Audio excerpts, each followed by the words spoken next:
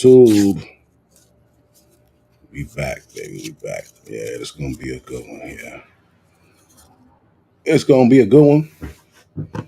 You know what I mean? So let me see here. Let me see something.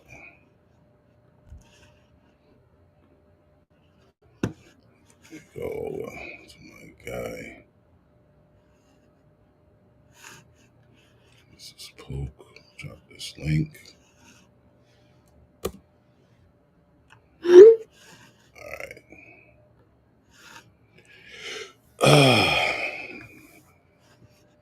Let me get rid of that. All right. All right, man. So we back. So yeah, this stream right here, we basically gonna be talking about why the hell women don't want motherfuckers to be back in power. They had a taste of power, B.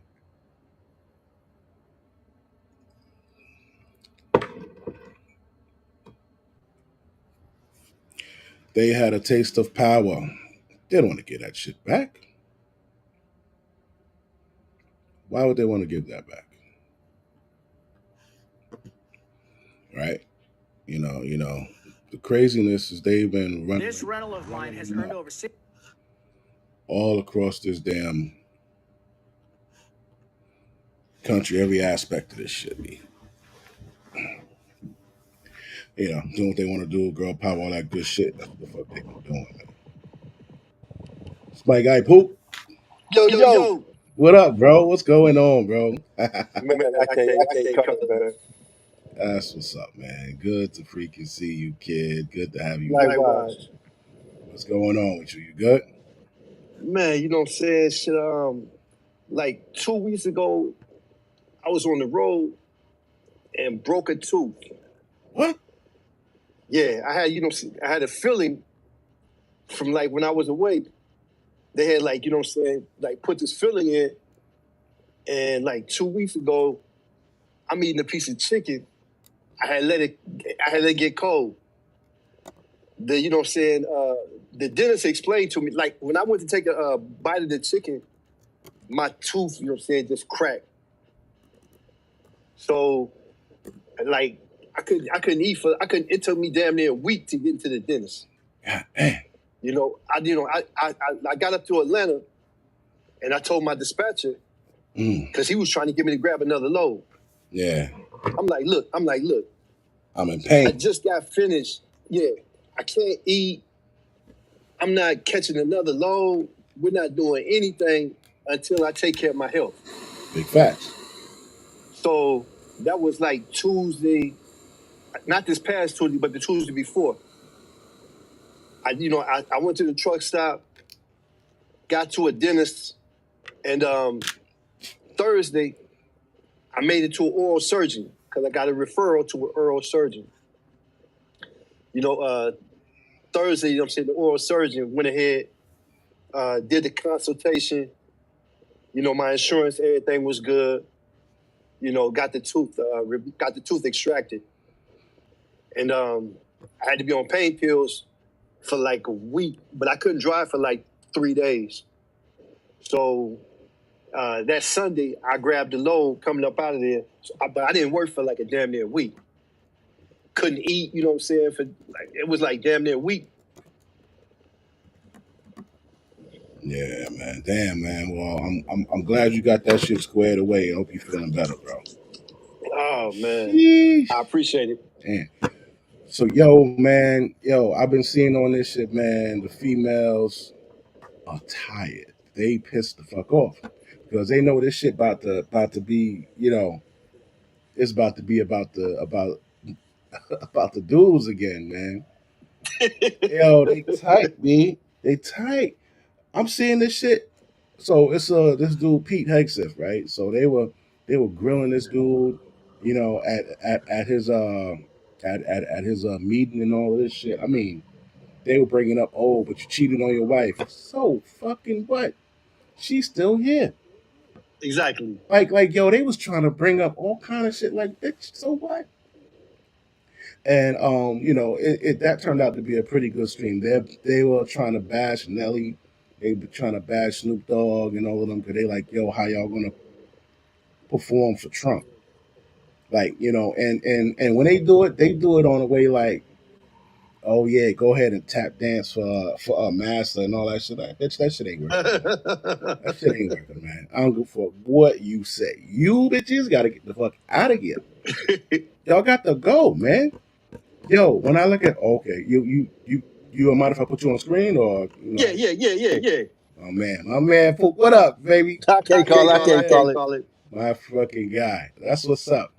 Yeah, so they upset. I don't know if you saw these chicks arguing in this fucking what they call this shit? Committee meeting? Nah, I didn't catch it. Oh, bro, these bitches talking about we could go outside. These are Oh, Jasmine Crockett and the Maze chick, Maze, whatever her fucking name is. yeah. I caught that. Oh, bitch, you can step outside.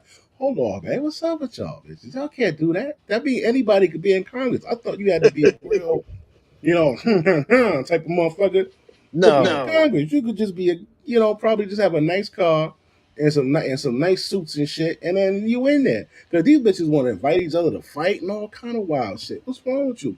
You can't go in there and do that shit, man. They don't care, bro. They don't fucking care. So what I got right now, I'm gonna pull up something real quick. This nigga Soldier Boy. This nigga Soldier But Boy. I seen him. I thought wasn't he like supporting? You know what I'm saying? Like Kamala. I don't even know. We about to find out. I guess. I don't. Let's see. Presidents, I only presidents that's dead. To my only dead president. Oh y'all. Oh God. I really don't give about Trump. I really don't give about you. I really don't give about Obama. I really don't give about my damn self. So you think I give about y'all? Something. All I care about is this money. You talking about, nigga? Wow, nigga. When will y'all realize that the president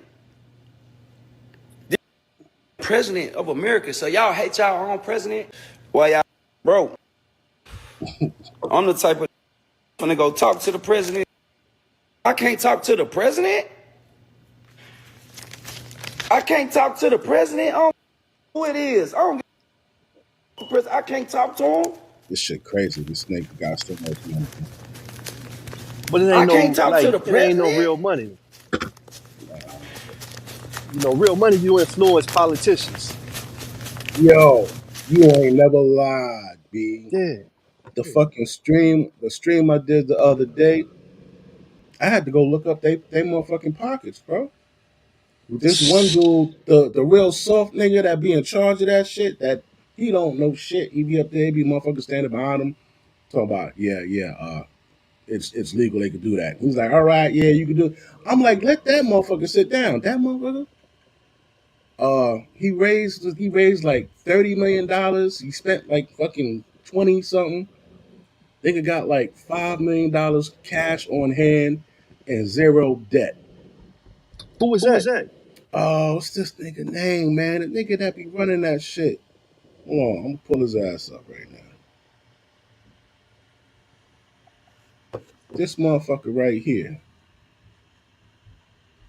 And I'm gonna pull his shit back up too so you can see it. As soon as I see his name on this shit.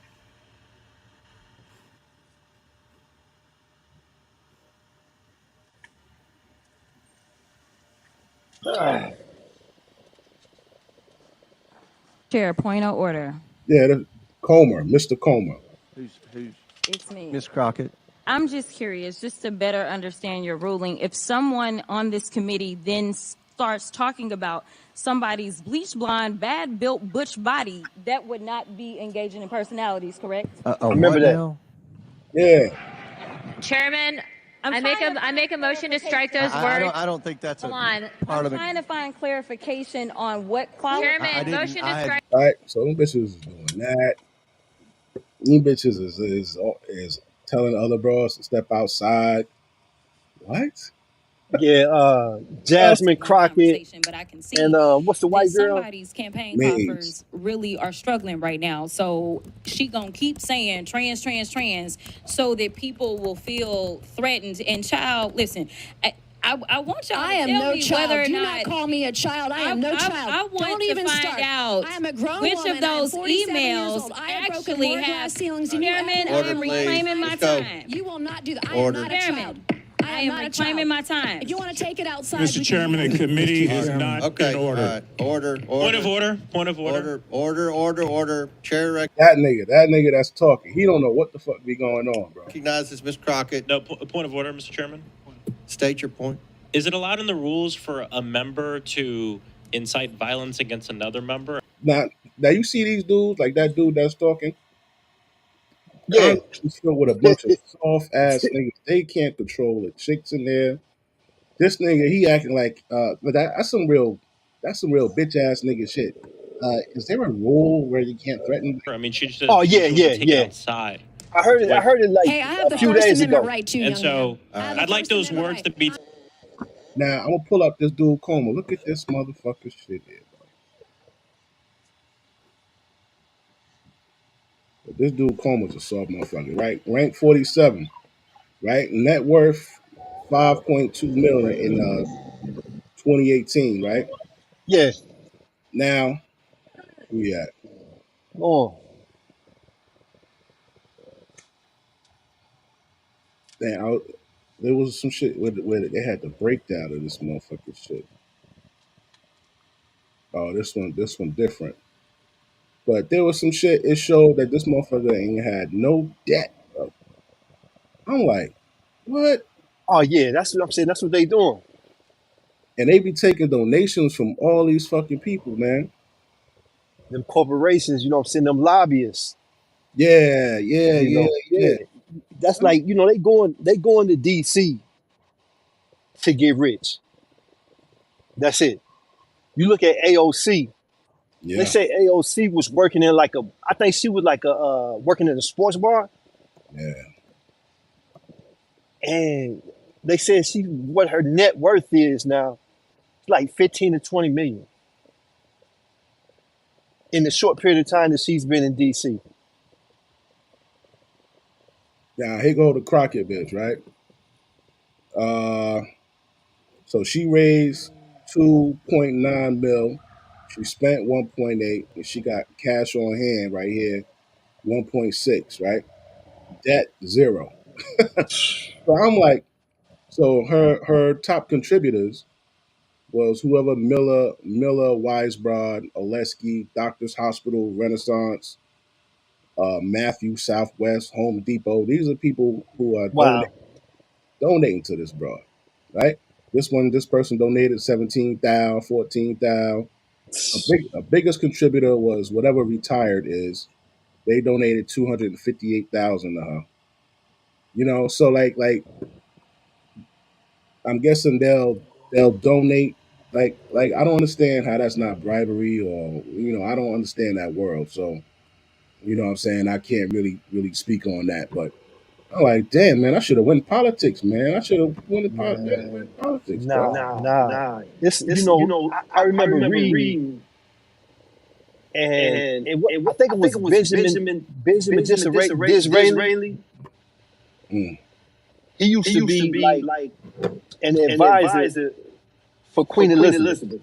oh, if my If my memory memory serves me serves me correctly. correctly, He he played a played a role role in the in the Balfour Balfour Treaty, Treaty, which which is is when when Israel was Israel was created. created. oh, So the discussion was, why don't you run for office? This is what someone had asked. Um, I believe Benjamin Disraeli.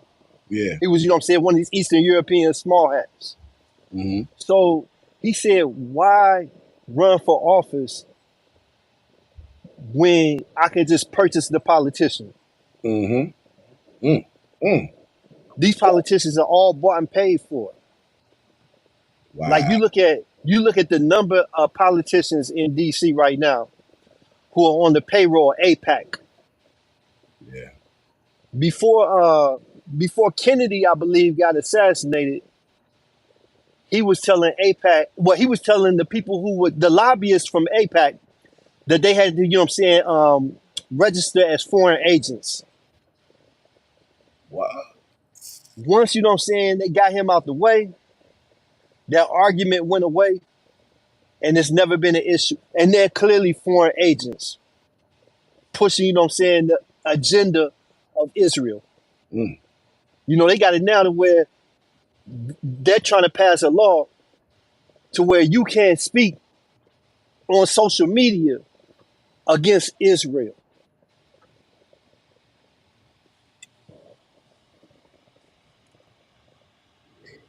Man, speaking of that, what do you think about this TikTok shit, man? They had that shit banned for like 17 hours and shit.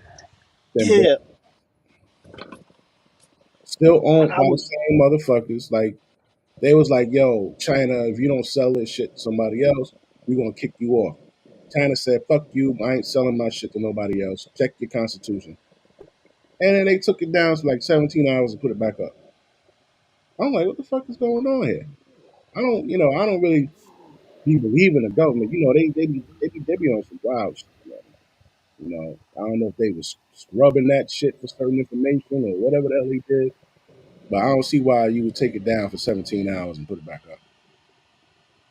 Yeah, I was listening to a podcast earlier, and they had a soundbite from Trump where he was saying that, look, once you know he's inaugurated, he's trying to work behind the scenes right now with the company that owns TikTok to work out an agreement to where the United States purchased 50%, because he said it's potentially trillions of dollars in TikTok could be worth trillions. Mm. You know, so Trump is like he's behind the scenes right now, because you know what? They with the ban, TikTok has a Chinese TikTok, Yeah. what they use in China. So it backfired. A lot of these TikTokers just went over to the Chinese version of TikTok. Mm. Everything is in Chinese. Mm. Everything is like when you do your permissions, everything that you got to sign to register, everything is Chinese characters, Mandarin characters. Wow. You know, so but the whole thing is behind the TikTok, the only reason they wanted to ban it is because at October 7th, you had so many of these young people that got to speaking out against Netanyahu and Israel and the genocide. And then you know what I'm saying, TikTok became a problem for the for the genocide. Mm. So APAC, you know what I'm saying, you know, threw their weight, and you know what I'm saying, the politicians complied. Yo, check this shit out.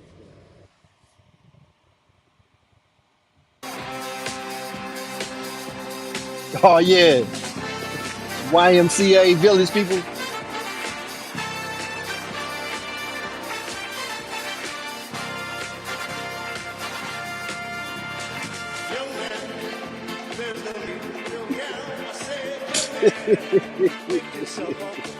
This is funny, boy. Because the funny shit to me, right, is he ain't said shit about the gay people.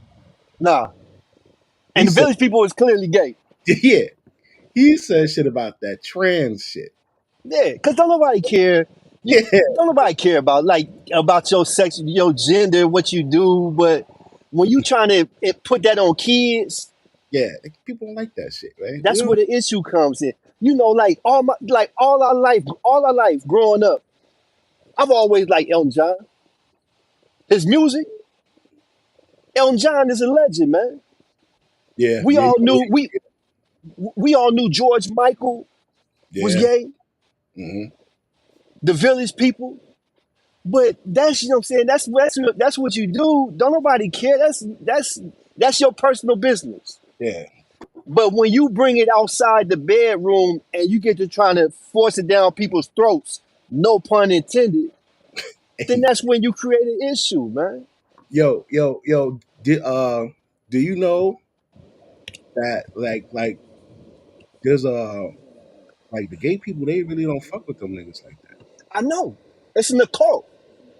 I watched some shit. I was doing a live last night. I watched some shit with this dude, and he was talking about that shit. He was like, "Yo, there's a beef between the gays and the trans." I was like, "What the fuck?" Because he like, man, he said from the gay people's point of view, they like, "Yo, if they like, hold on, let me see. If they like, say there's a gay woman, right?"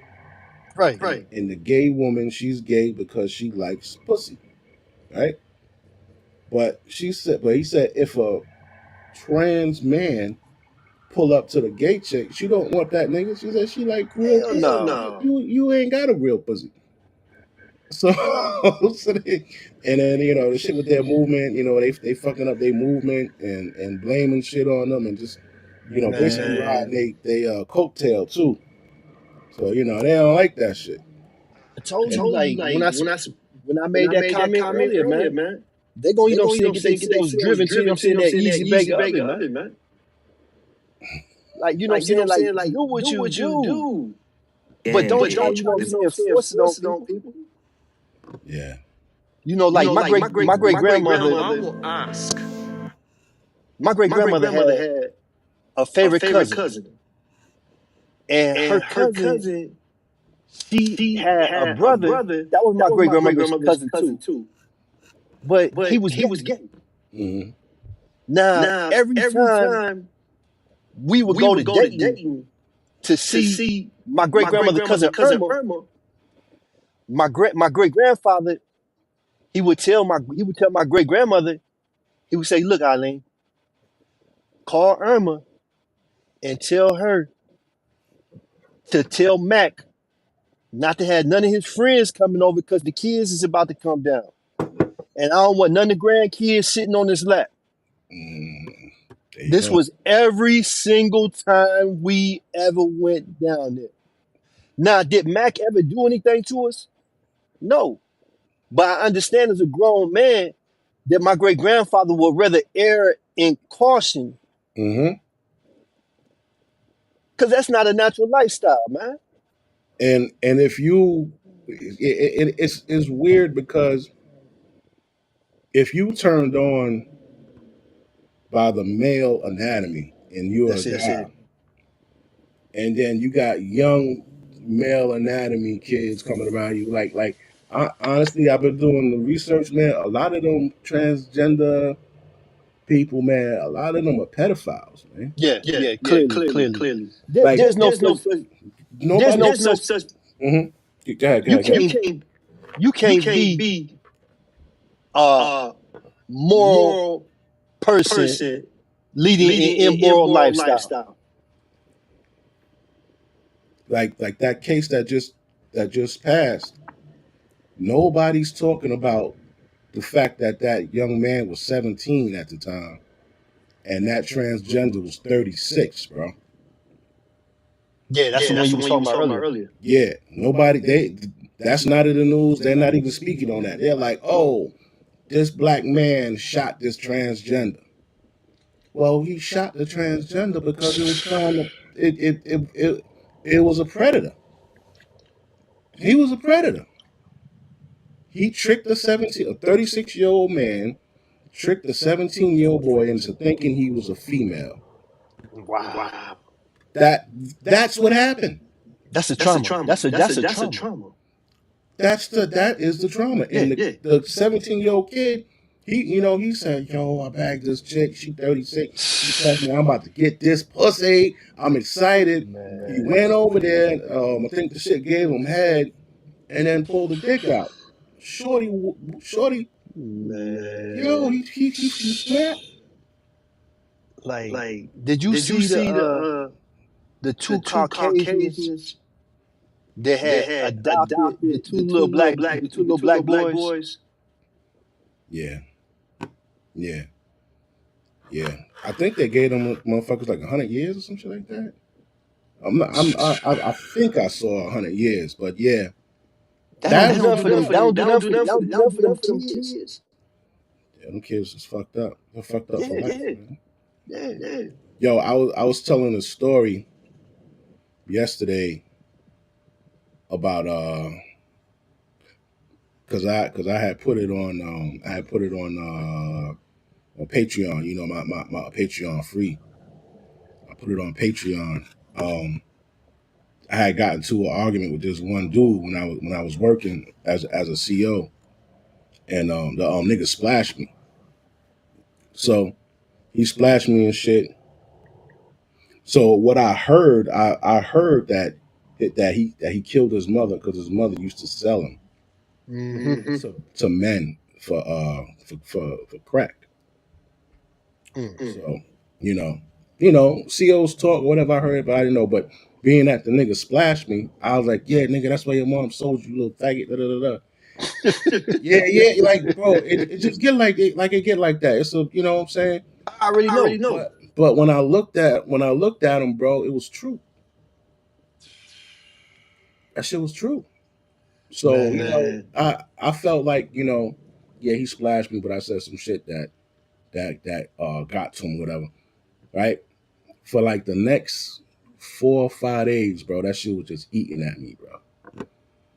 Because in real time, this nigga's mother was selling him as a kid to fucking grown men, bro. Man. And I forgot about the splashing, like whatever, but that shit, like as a man, that shit was fucking with me, bro. I ended up that was the only inmate I ever apologized to, bro. Man, Yo, I couldn't even look him in the face without feeling severe guilt. So one day I took him out. He was having a service. Like like somebody was coming to talk to him or some shit. So I took him out, and I had chained them up in the day room. So they had to wear that bang. They had to wear cuffs in the fucking day room because they were fighting. So I took them out and shit, and I was like, "Yo, man, I gotta talk to you." So he was like, because that day after that, everything was, "How you doing, Mr. West?" Like there was like, and that also made me feel guilty because like it was like the nigga wasn't beefing it like that, but I said, "Yo, man, the other day we got into it and shit, bro," and I said something to you that I shouldn't have. You know what I'm saying? And he was like, he was like, "Yo, don't worry about it." I was like, "Nah, man, I'm sorry, bro." yeah, man. You know what I'm saying? We dapped it up, and but that shit was fucked up, bro. I was glad he killed his mother, bro. Hell yeah. How crazy is that to even say? But I was Listen. glad. I think he beat her with a bat, bro. Man, listen. In 92, when I was in the county for the murder case, they had brought this dude in, and we sitting there playing cards, watching the news.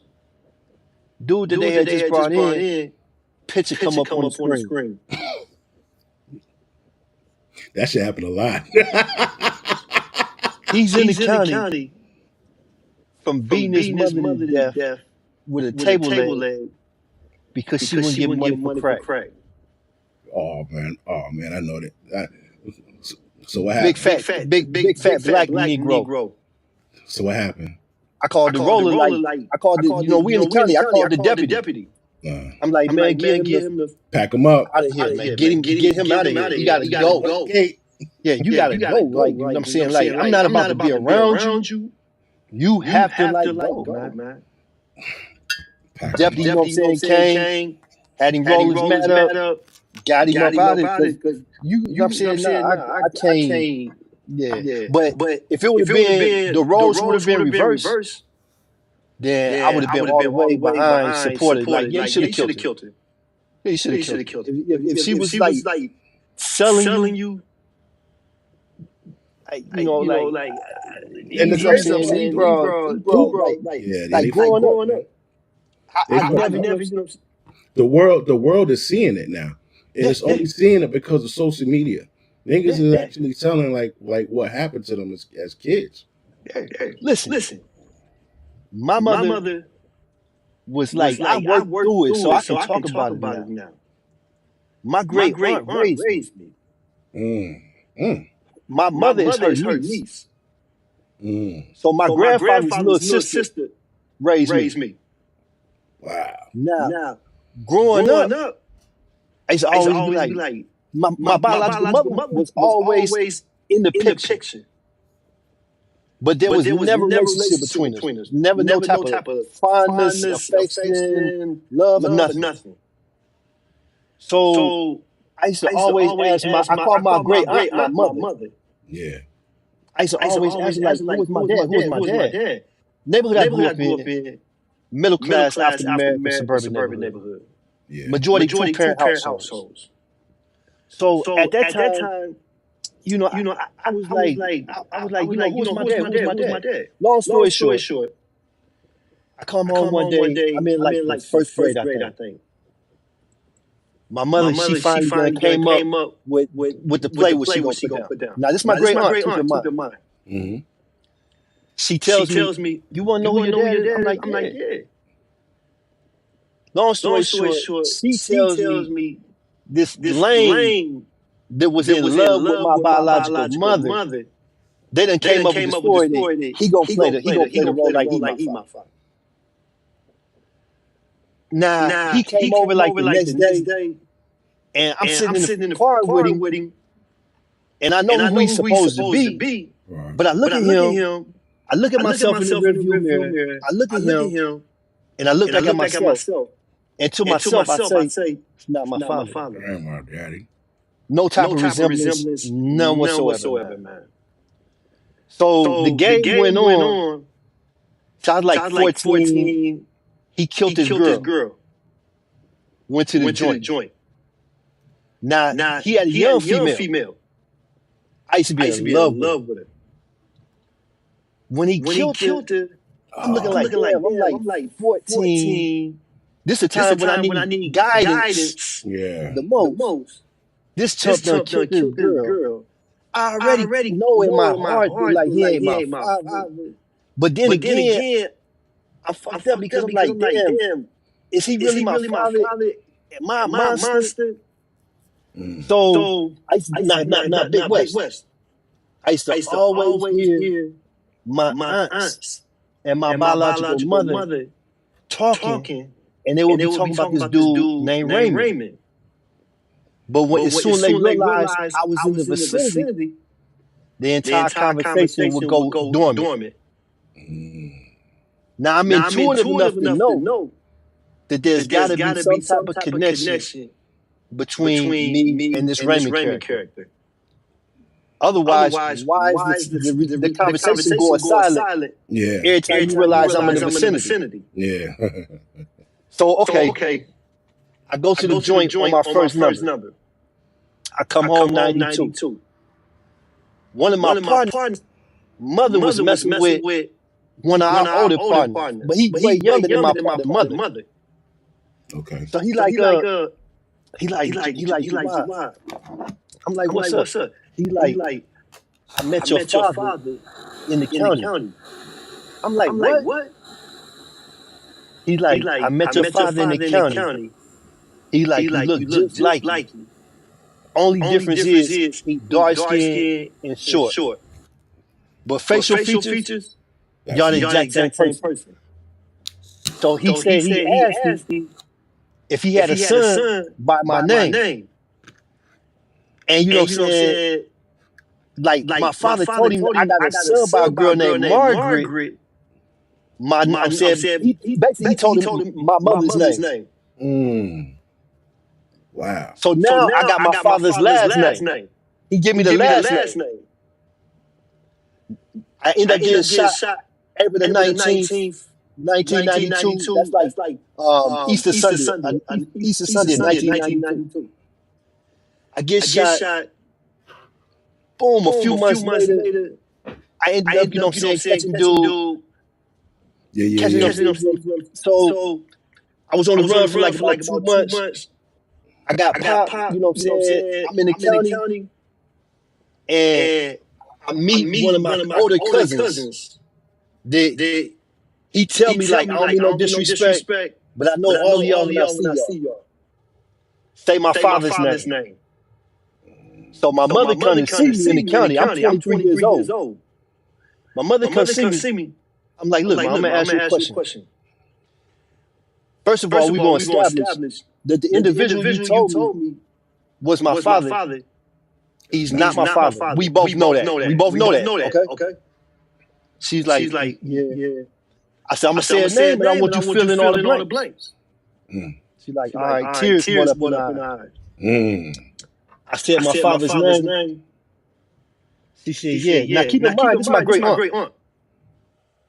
She said, yeah, that's your father. He had Margaret from the time she was 14, 15, 16, 17 years old. Prostituting. And he was a grown man. And her brother, my grandfather, and her came out on numerous occasions and snatched my mother off the whole stroke. And she ran right back out there. So at what point, in my eyes, at what point did she become responsible and accountable? Like, you know what I'm saying? You trying to play the role like she's a victim. The very first time she got snatched off the whole stroke and was home, she was safe.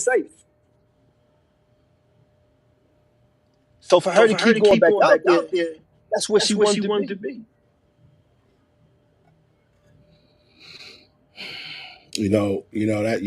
That happened a lot, man. Once you like as a kid, once you get used to a certain level of freedom, you do anything not to go back to any type of restriction.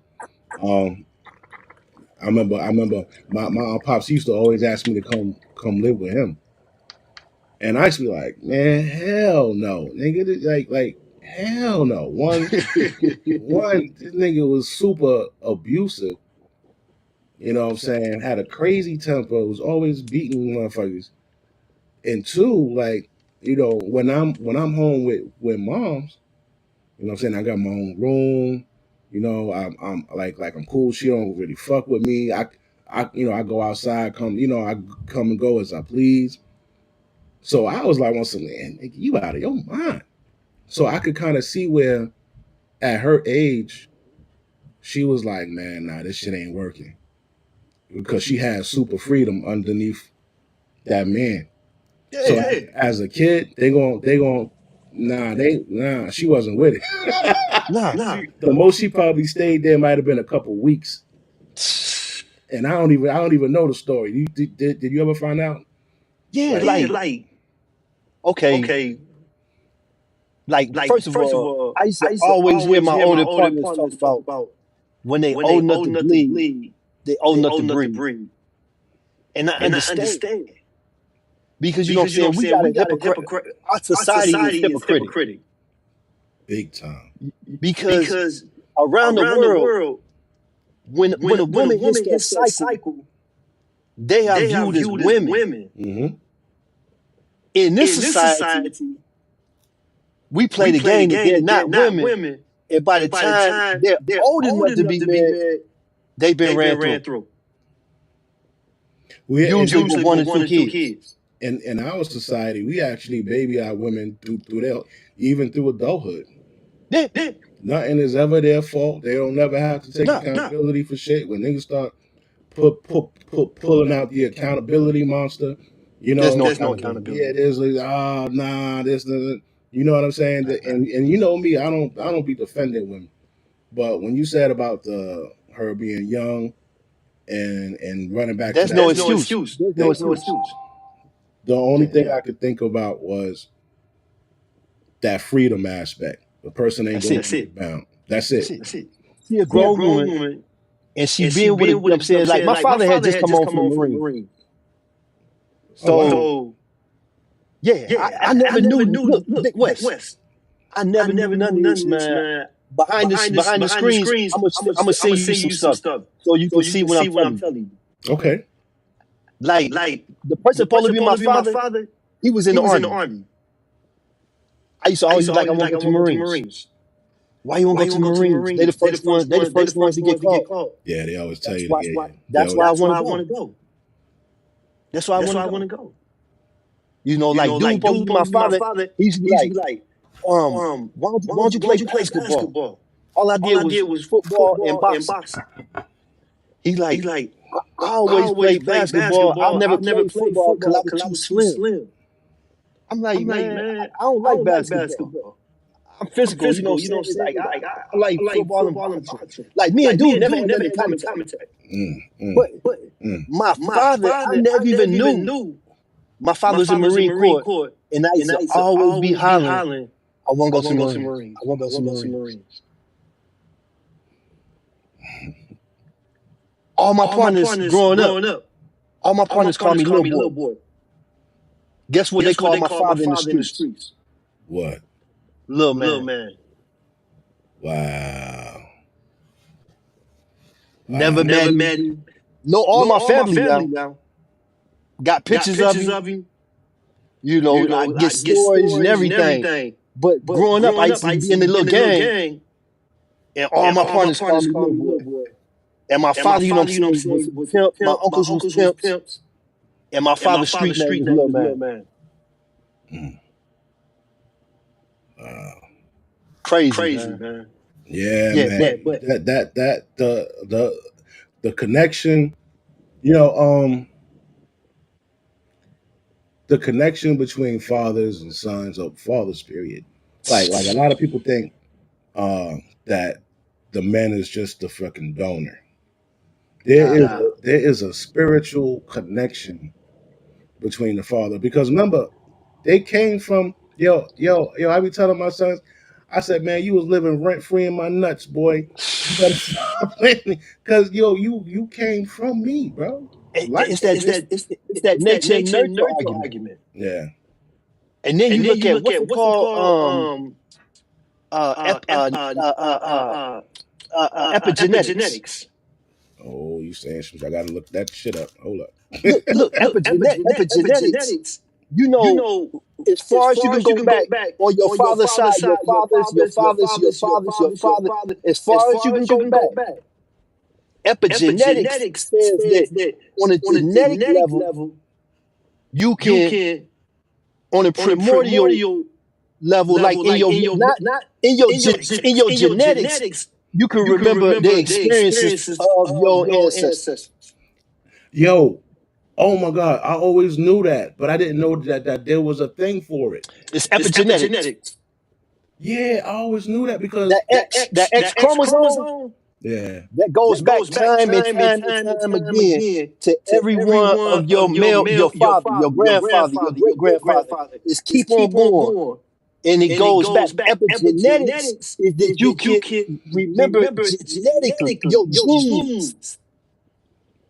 Each one of your DNA cells, each one of your genes is a living being. Oh, that shit is real. And on a genetic level, it can remember the experiences. I got two examples for that, right? Molecular. Yeah. I got two examples for that. I never knew that the terminology for this. I didn't know that existed, but I knew that like slavery and all that shit, that shit did come down in your genes, because I started thinking about it. I say, yo, if you walk and say you walking around in the city or something, say you get on the elevator, and on the elevator it's like nothing but Chinese dudes, and you the only black dude. Feel all right. You on the elevator, a bunch of Indian dudes, you the only black dude. You're all right. And every other race, when it get down to like white people, if I'm on the elevator and there's nothing but white people, now I was never, thank God, raised up during slavery or through the Jim Crow or nothing like that. I've never really encountered a real racist incident. You know what I'm saying? Mm-hmm. So I just be like, yo, why are the hairs on my fucking neck standing up? Why do I feel like like I don't trust these motherfuckers? Like what is this, right? That's the fucking epigenetic, because like when you look at a say take it to the animal kingdom, you could have a baby deer, right? And a baby deer will see a fucking lion. It never seen a lion before, but it knows, yeah, I need to get away from that motherfucker. You know what I'm saying? It's just instinctively it knows, nah, that shit is danger. Nah, be careful around. You know what I'm saying? So I'm like, yo, if I'm feeling like this, like it gotta be something. So now just talking to you at 47 years old, I just now found out that's fucking why. Epigenetics. That's Epigenetics. Yeah. It's on a molecular level. On a molecular level. You know, the DNA. You know, like we're made up of billions of cells. They have, you know what I'm saying, like coalesced and congregated together to make one body. But each one of those cells is a living organism and carries within itself a memory. This shit is crazy. That's how you have one cell that goes rogue and it leads to cancer. You know, but like, accountability with broads.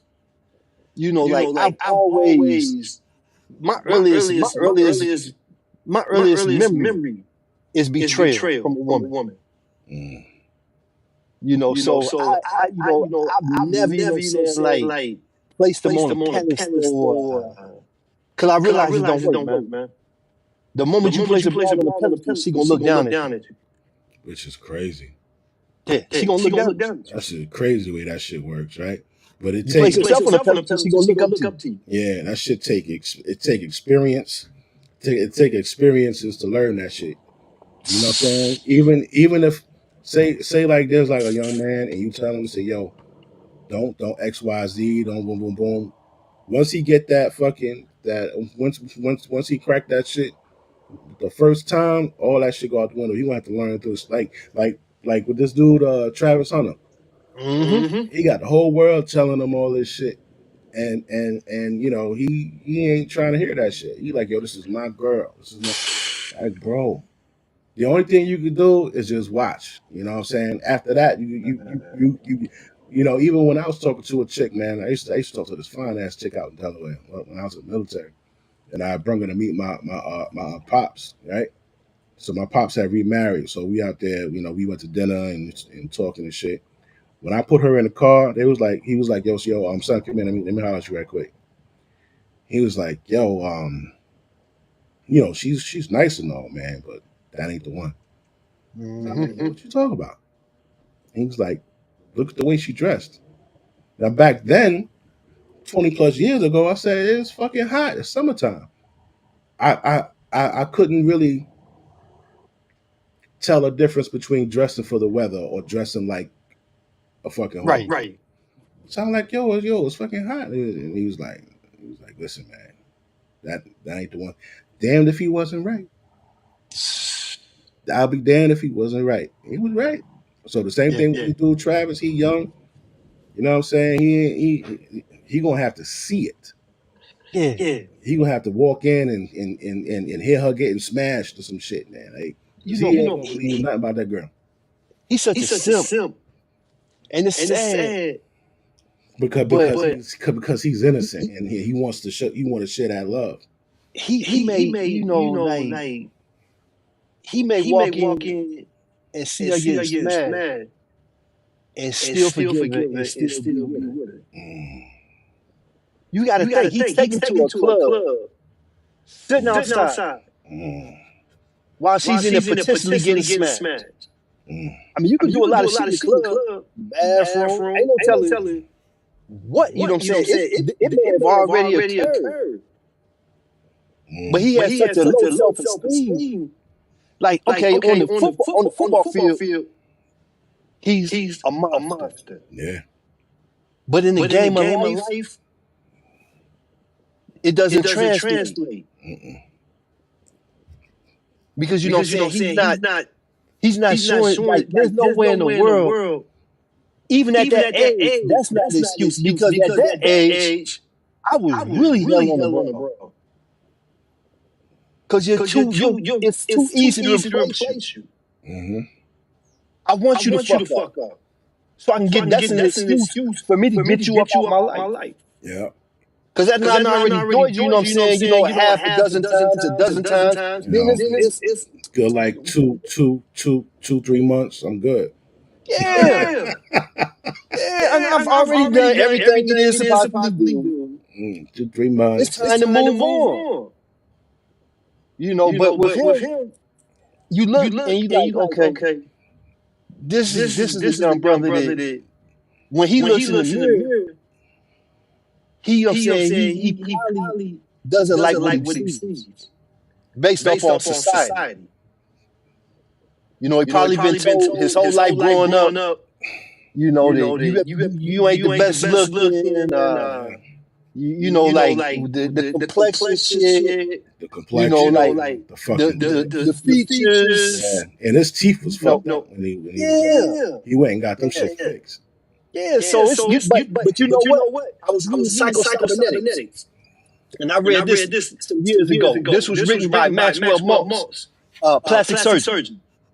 So even though he went and got his teeth fixed, when he's looking in the mirror, he's probably still seeing the exact same person. Because they can do the surgery, but the patient a lot of times doesn't see any type of improvement. You know, that's dealing with this. That's dealing with the self-esteem.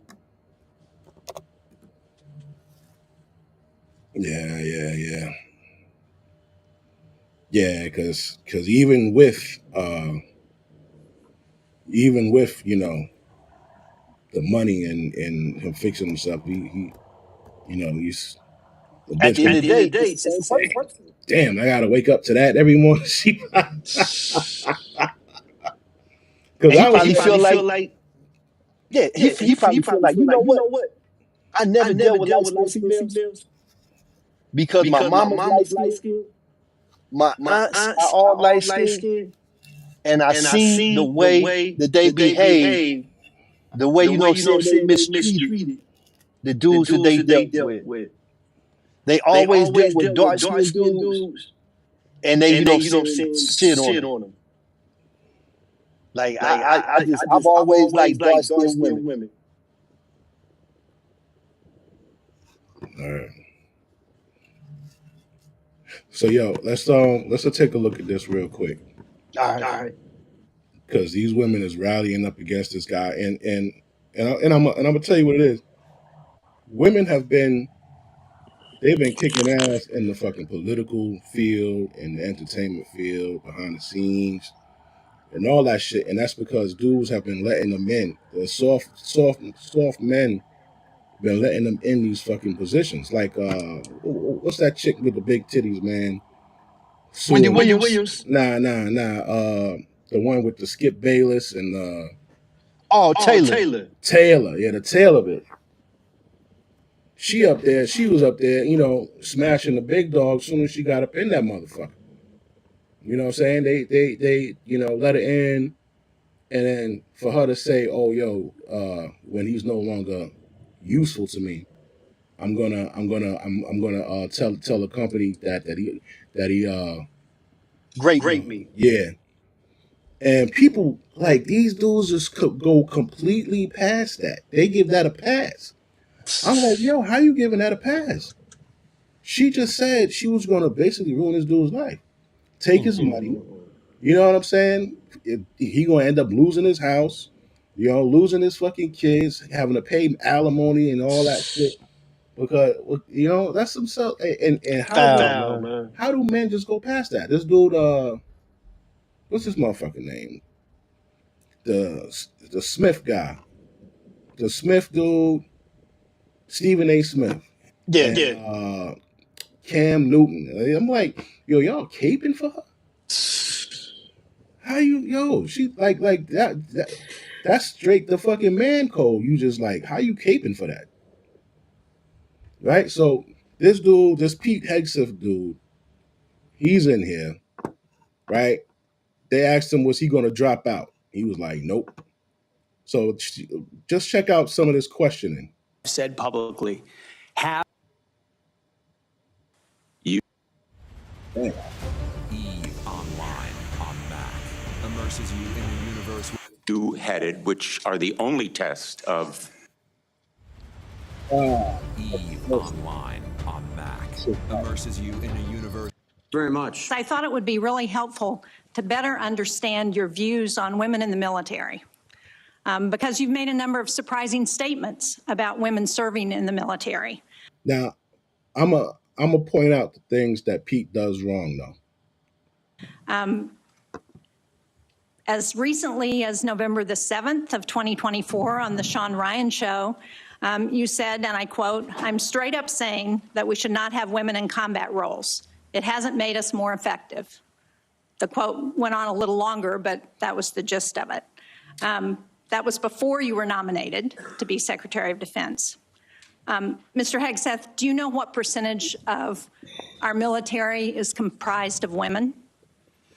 I believe it's 18 to 20%, Senator. It's almost 18%. And in fact, DOD's 2023 demographic report indicated that there are more women serving now and there are fewer separations. So they make up a critical part of our military. Wouldn't you agree? Yes, ma'am. No, they do not make up a critical part. 18%?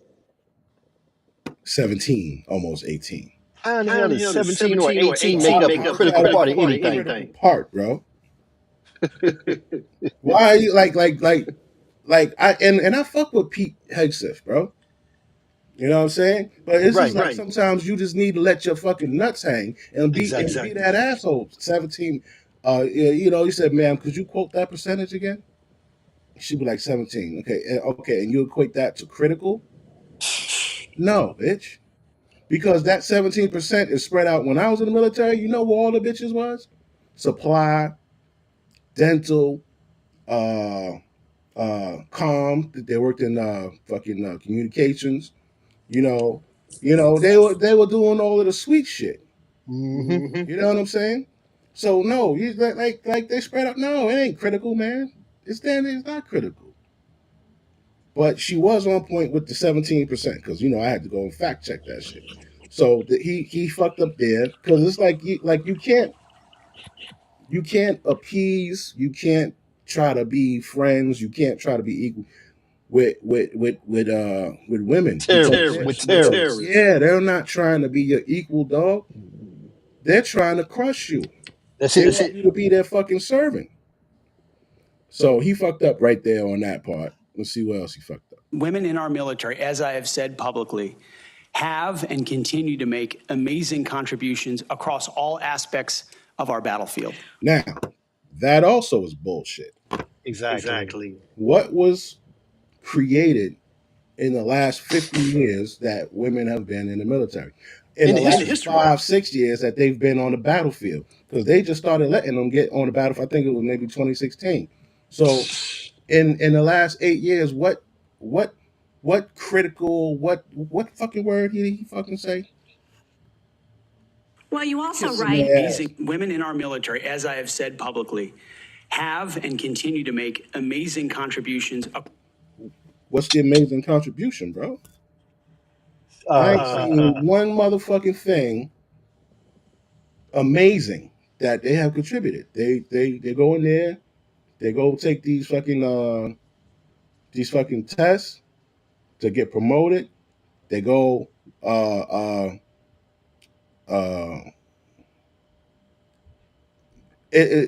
you ever seen that movie Troy? Yeah.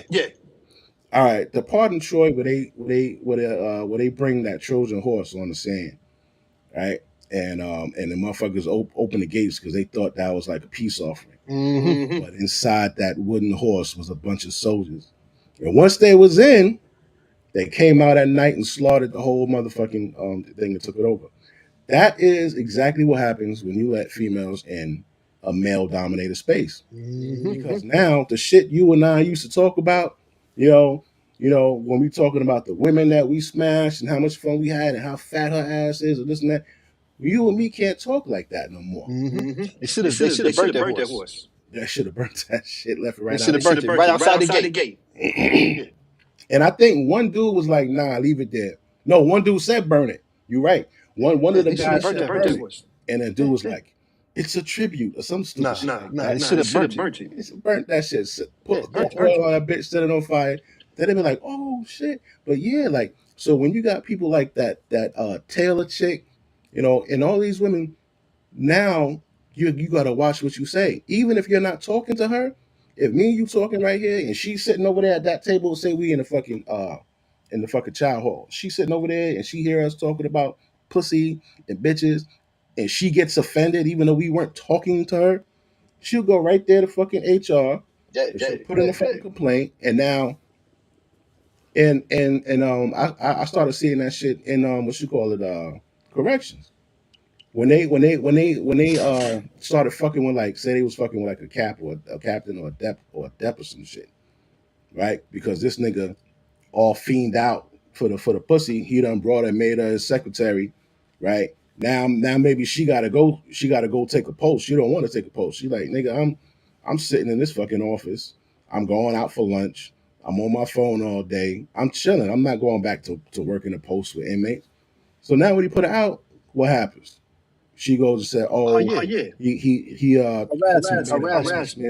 and I wasn't with it, so he put me like now, and now the dude he used position of authority. Yeah, his power and authority, and maybe in a world where there's a powerful man, in a room where there's a powerful man, and a regular woman, she starts to wield the power, because if the man comes out and said, "Yeah, I was in there, man. She just grabbed my dick," they're gonna be like, "Huh?" But you're the fucking vice president or something. Like they're not gonna believe him. But if she come out and say, "Yo, the vice president of so and so just grabbed my boob," Believe all women. They gonna fucking believe him. This motherfucker is gonna have to go under investigation. He can't come back to the fucking to the place. They gonna move him. All kind of shit. So they're like Trojan horses, man. When they let him in, now she's in here. She talking all this hot shit. She talking like she about to get up and smack this nigga. Like, yo, what's up? Across all aspects of our battlefield. Well, you also write in your book, The War on Warriors, with the chapter, The Deadly Obsession with Women Warriors, that, quote, not only are women comparatively less effective than men in combat roles, but they are more likely to be objectified by the enemy and their own nation in the moral realms of war. Which is true, right? We go way back to fucking, what was this guy, Genghis Khan and all them. When they conquered the territory, they raped the women. So now, imagine getting conquered, or you in a situation, you know, the enemy overruns y'all, and you hearing your female partner get raped by these motherfuckers. It just, or now you're worried about that. You like, you know what I'm saying? Like, it's not a good fit. Like, I don't understand why motherfuckers always want to get. It's like women and homos. They want to be homos, but then they want to go and be in a masculine. Like, nigga, go fucking go do some feminine shit or something, bro. Why the fuck you want to be sassing around here? Get the fuck out of here. It's like the firefighter in California. What up, Sandra? It's like the fire captain in California. Now look.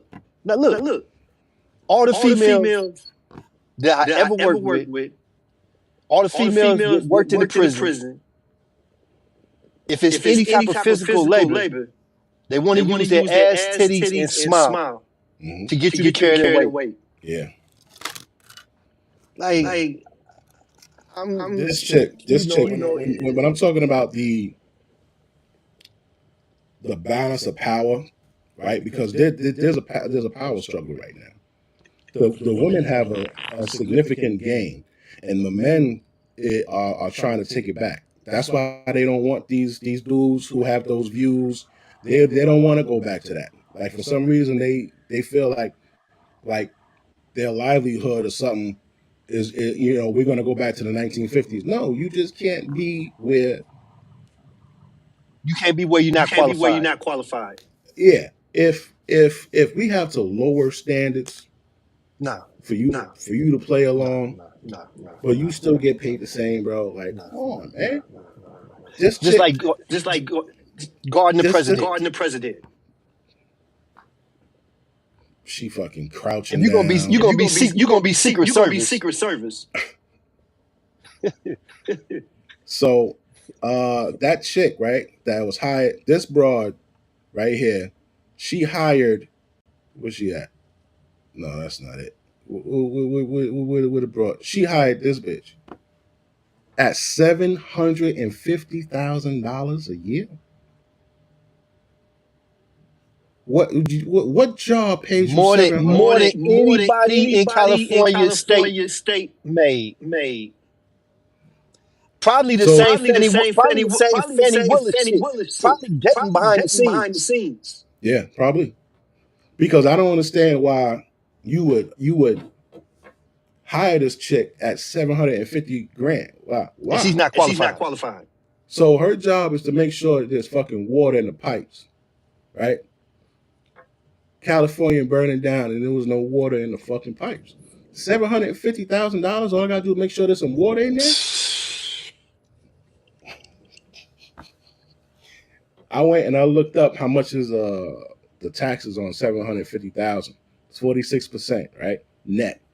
That broke down to $404,000 a year. That broke down to $33,700 and something a month net. So this bitch. Now I know LA is expensive, but $33,000 a fucking month net, and you can't make sure there's no water in the fucking pipes, bruh. There's no fucking way. You know they talking about doing them smart. They talking about doing them smart towns. And Black Rock. Smart towns are where you don't have cars. Oh yeah. Everything is like a 10 to 15 minute. You walking all throughout the town. There's no cars like you know how when you go there's certain places where you go cars can't drive. That's what a smart town is. You commute by foot. So LA is supposed to become a smart town. You got the Olympics coming up in what, 2028? Yeah, 2028. That's the goal. So basically, they dropped the insurance for a lot of the homes out there. Black Rock owns a lot of the land, and what they've done is allowed the forestry, the trees to grow around the lines, the power lines. And they knew with the Santa and the winds, it was only a matter of time before the trees knocked the power lines down, and there go your fires right there. Wow. They had fire tornadoes. Yeah, I saw it. That's crazy. 100-mile-hour winds. Fire moving like tornadoes. That's crazy. Yo, that shit is crazy, bro. This is another chick, same fucking meeting. But you degrade them. You say, we need moms, but not in the military, especially in combat units of our battlefield. But why was and here's the thing. How does that not make sense? I don't understand how that does not make sense to her. Every man is not even cut out for that. Yeah. And they're like, one thing I noticed, they'll say certain shit that make no fucking sense, bro. That makes no sense. I have many concerns about your record. Stretching will not make you flexible, and it will not eliminate your recurring injuries. Stretching will relax your... And particularly your public statements, because they are so hurtful to the men and women who are... Feelings. Yeah, really. God, fuck if it makes sense. Hey, what was that song? Stupid. Feeling Yeah. nothing more than feeling. Oh, what? It makes no sense. Miss, you had a baby. You're a mom. You want to go out there and get shot, and now your kid don't got a mom? Stupid. Well, I don't fucking Stupid. Stupid. Yeah, like come on. What the fuck is going on here? Currently serving in the U.S. military. Harmful to morale, harmful to good order and discipline. If you are saying that women shouldn't be serving in the military, and I'm going to read you your quotes because the quotes themselves are terrible. You will have to change how you see women to do this job well, and I don't know if you are capable. Nah, bitch. Nah. That statement right there is crazy. You will have to change how you see women to do this job, bitch. What?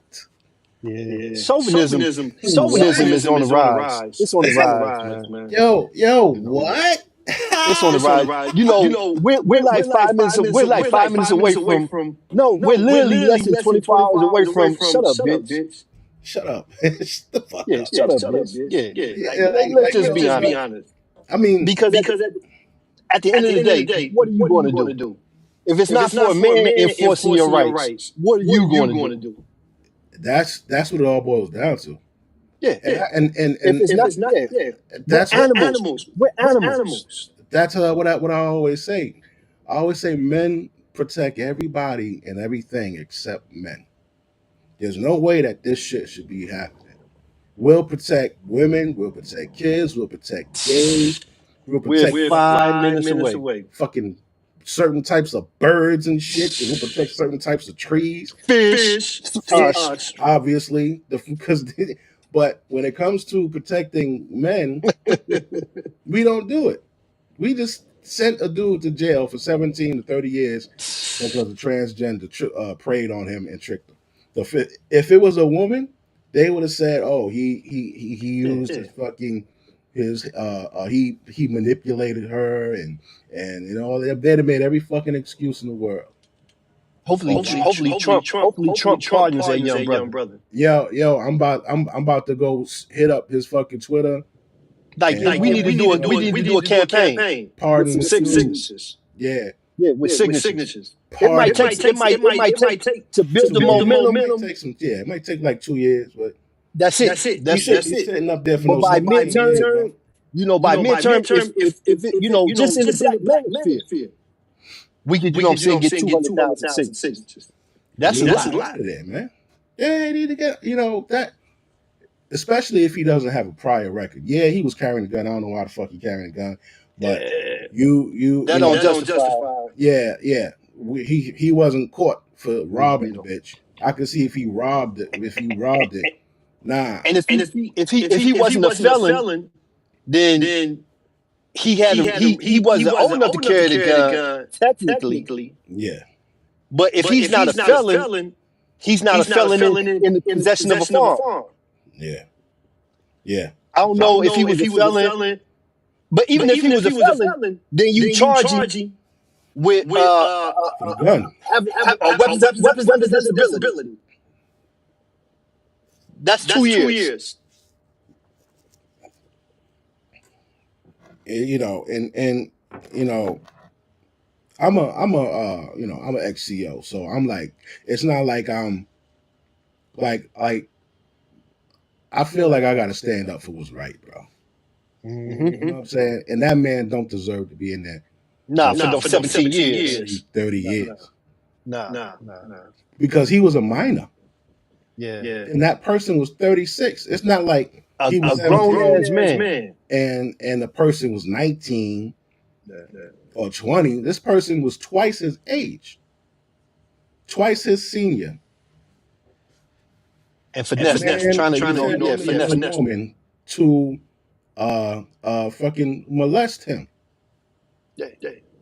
Finesse and molest. Yeah, that's crazy.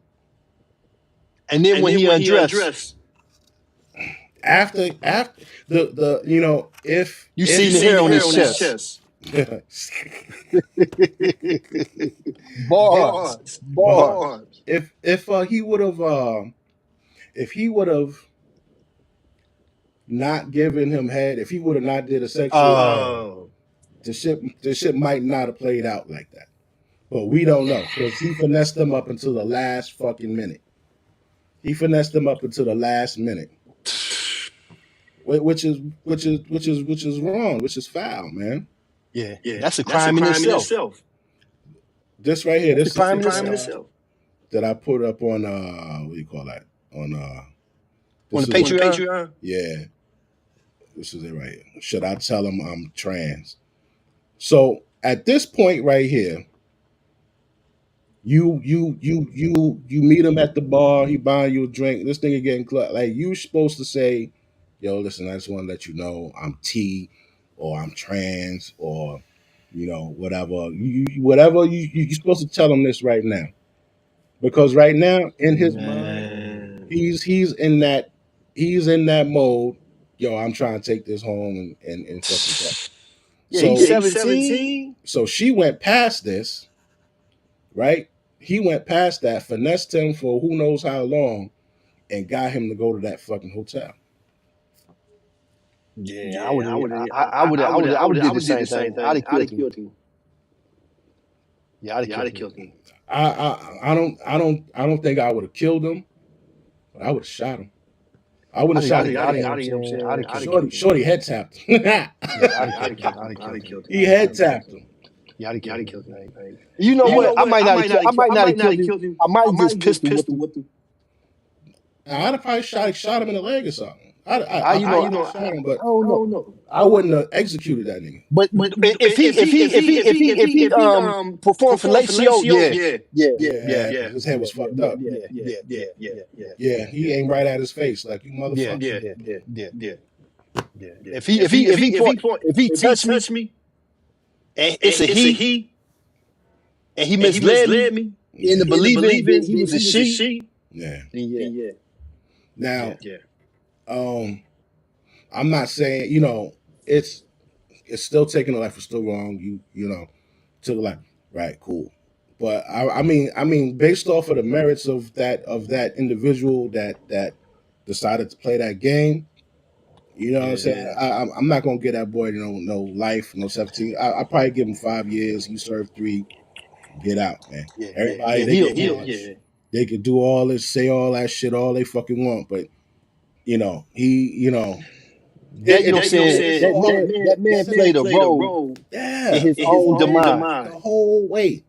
That motherfucker got dressed, put makeup on, all that shit, and went out there and looked for a victim. You look for a victim, bro. Hey. He didn't go out there and get another 36, 37, 40-year-old. He found a kid. And I'm like, yo, what's so hard about just sticking to that community? Like, don't want to. If you a trans, like if you don't want to, what the fuck make you think we want a trans? That's the part I don't understand. If you don't want to fuck with, it's the whole challenge is it's a turn a straight man. That's crazy. Niggas is not going. They're not going for it. They're not going for it. You gonna fuck around and find out. The tides is turning. The climate, the political climate has turned, man. Woke is dead. Yeah. DEI has died. That's it. They don't realize it. It's over with. And the reason it died is because humanity just kicked in. Mm-hmm. White, black, ethnicity has nothing to do with it. A heterosexual man does not want to be forced to, like, you do what you do, but don't try to impose that. Don't try to tell me I gotta play along with your sickness. Mm-hmm. Don't tell me I gotta address you as a woman when you're clearly a man. Yeah, the fuck. And I'm gonna get canceled and face losing everything because I don't want to play along with your mental illness. And I was saying, they got enough bread in that community. Start your own dating app. Start your own. Get your own clubs or some shit. Like The whole the whole thing thing is they is want it. the gay people had their own club. The niggas had their own clubs. They got their Yeah, own they had their own. websites. What's that shit called? They got their own apps. Gay apps. But Like develop yeah, your own but they're shit. not attracted to. You got to realize this is a spiritual illness. Yeah. So they not content with just being amongst themselves. They want to spread it. They already got the sickness. Yeah. There's no attraction. They want somebody that's well that they can make sick. Check out what dude right here say. Point where the water's getting a little muddy and we don't know who's standing for what, we don't know who's saying what, and it's just there's been a lot of infighting, and we're going to talk about that today. Identifying that the LGB and the TQ plus both identify off of using different terms, and they have a different, backing to why they feel the way they feel, their sexuality and their gender expression. Cool, we get that, and I feel like most of us agree on that, but where it gets confusing is the fact that it's all lumped under and grouped under the LGBTQ community. It's under one category and flagged as such, and it makes it hard for people to understand when we're talking about different policies and actions that the group is taking, who it's for and why. Because again, sexual orientation is different from gender identity. What someone does in bed and what they prefer and like to be with is very different than how someone is expressing themselves. And I get it, sometimes these communities go hand in hand and they help each other out and they get rights passed and whatever it may be, but I feel like we're reaching a point where the water's getting a little muddy and we don't know who's standing for what, we don't know who's saying what, and it's just there's been on this issue. There is a huge difference between the LGBs and the TQ pluses. Because the TQ plus is all about gender ideology. The LGB is about sexuality. There is nothing in conflict with reality about being lesbian, gay, bisexual. It is an objective reality that sometimes people are attracted to other people of the same sex. The TQ plus is based around gender ideology, which is in direct conflict with objective reality. In direct conflict with reality. It demands that everybody deny objective reality and kowtow to the ideology by using people's preferred pronouns that are in conflict with their biological sex. And this goes hand in hand with the recent articles, and we're gonna get into this, but how literally the trans community is hating on the gay community because the gay community is rooted in science. It's rooted in sexuality. Like the gay community are men who like men, and not just who identify as men, but know the actual sex, like male, female. They like churros, not tacos, and that's okay. And just because, and the TQ plus side of this argument is saying, well, trans men are men, trans women are women. That's not true. You may feel that way. You may want to be respected and acknowledged that way, which I will. I have trans friends. That's just what it is for me. And I'm not bigoted and I'm not hateful for just being a gay man. Even I just learned, because I'm originally from Chicago, I didn't know that they changed the name of boys. So even in their quote community, they're like, nah.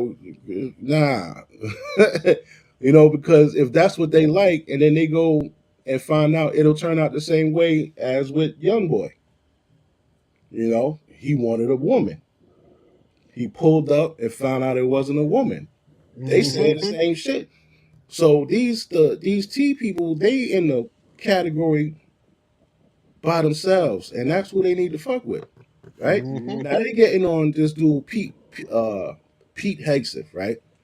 If 17% of the military are women, and they're saying that trans women are women, right? That's even less because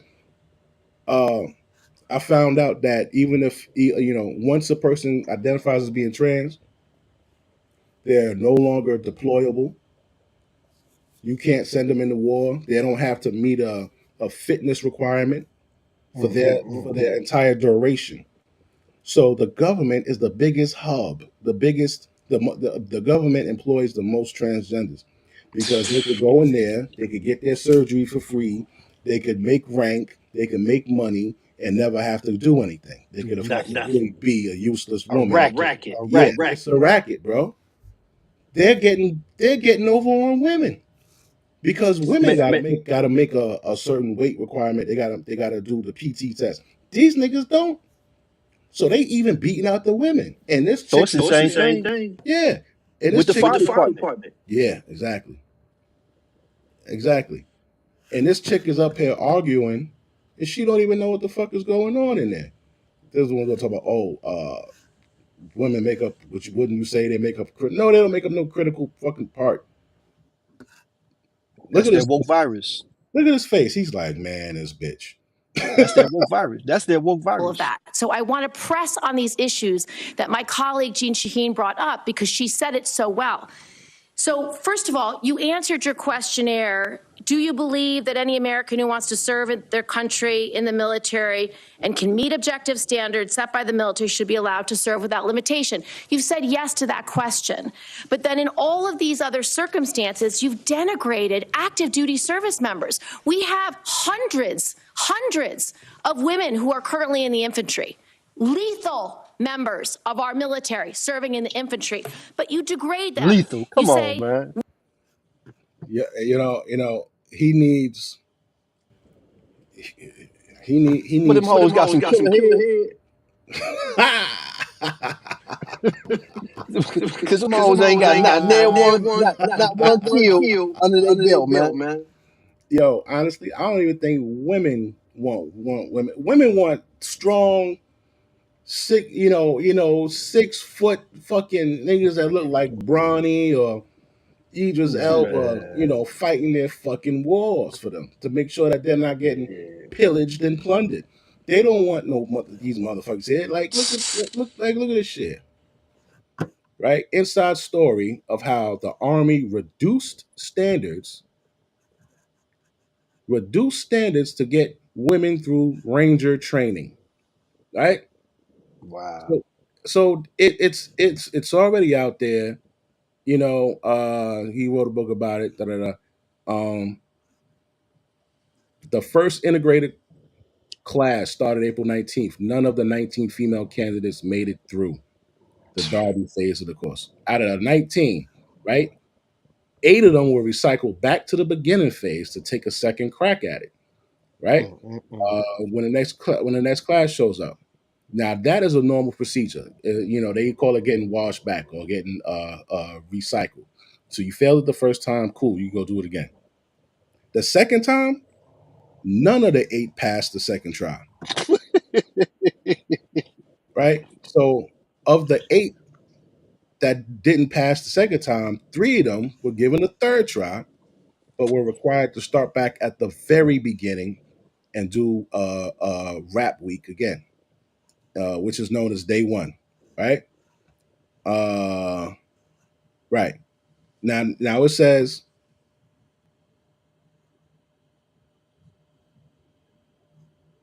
so they had to go all the way back, right? And it says getting a third attempt at the course is certainly unusual. So now your standards were decreased. You got washed back once, you got washed back twice.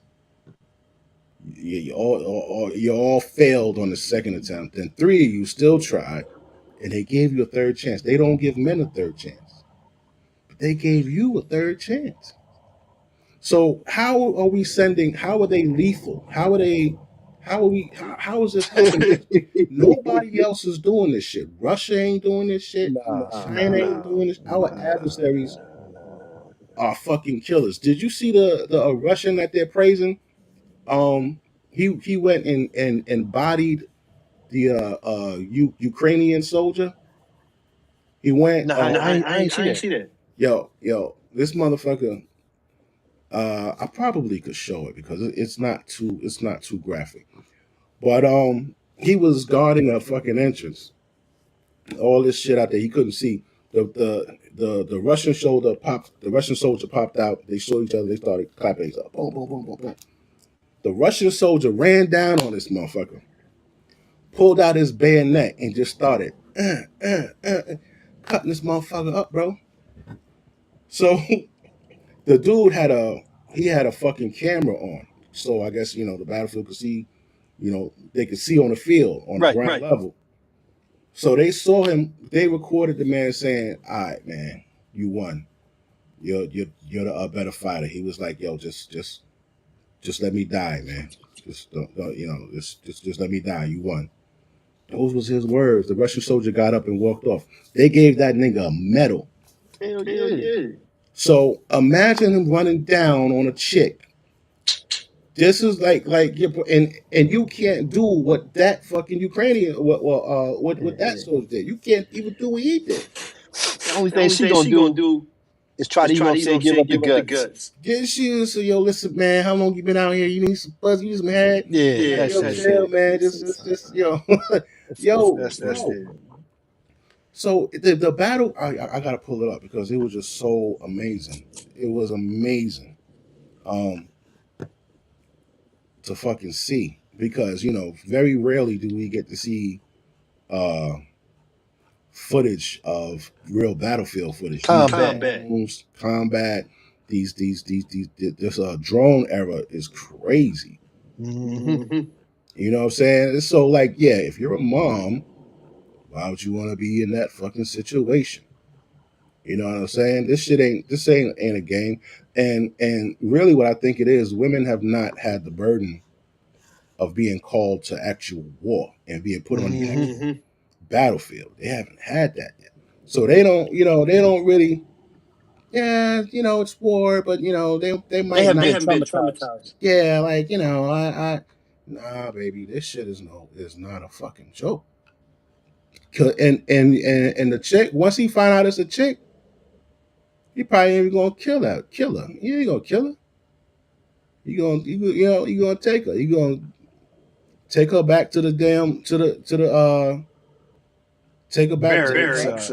yeah, and it's on.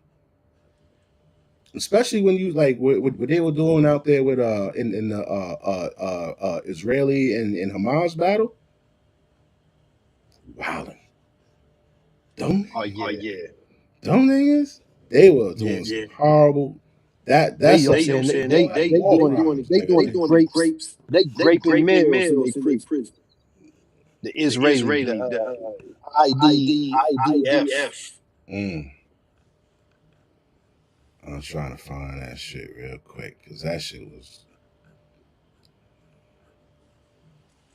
I didn't see that shit, man.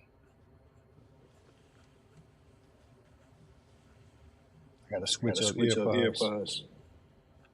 Oh, okay. The joint, the battery dying. Yep. I'm good. I'm good. All right, yeah, I'm gonna have to.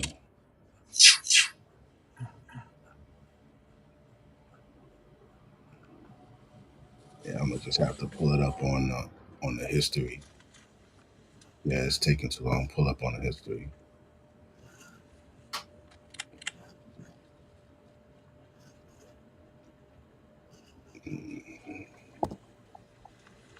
All right.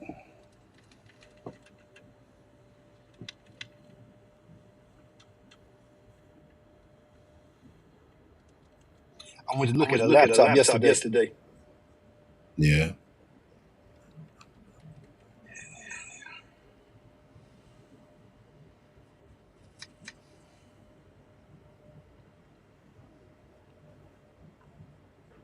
Damn. Nah, fuck, man. I can't find it. Oh, wait a minute. I'm bugging out. Just look this shit up on YouTube.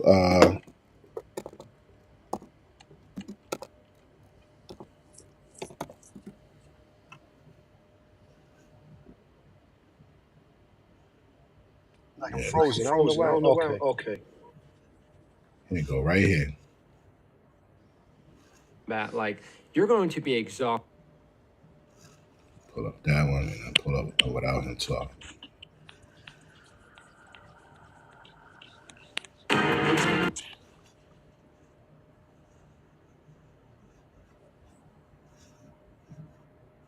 Here you go.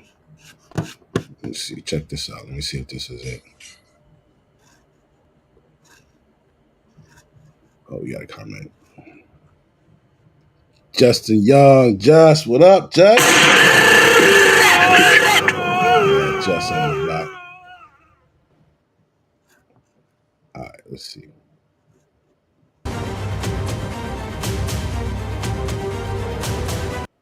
He in trenches.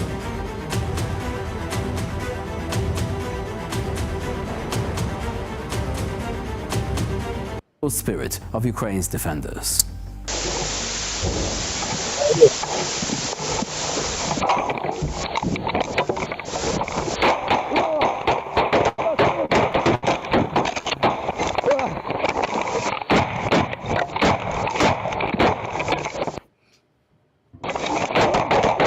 So dude got shot.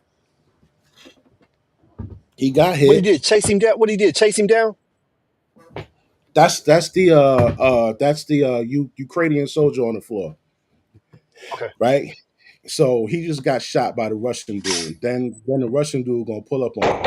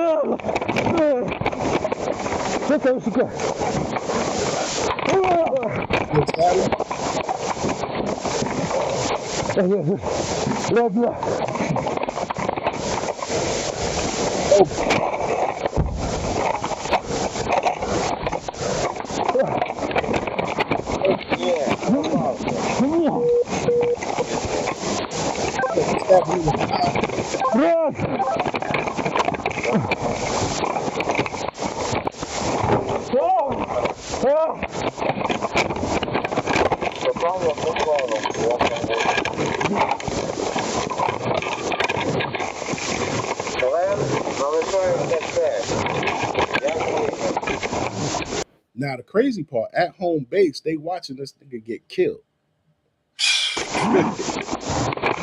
The Ukrainians. Yeah.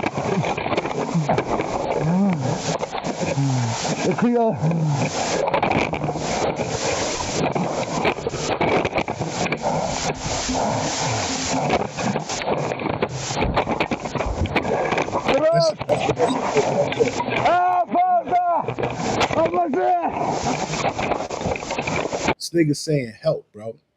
This nigga's he's about to die, bro. This nigga saying help. Man. So is this dude Pete? Is Pete wrong for saying mothers don't belong in this shit? Hell no. These niggas gonna fight for that, bro. Hell no. Like, you know what I'm saying? Most men ain't even cut out for that. Yeah, it's a small percentage, bro. Some of these that's why they call them gladiators. Yeah, man. Some dudes even you gotta be forced into that.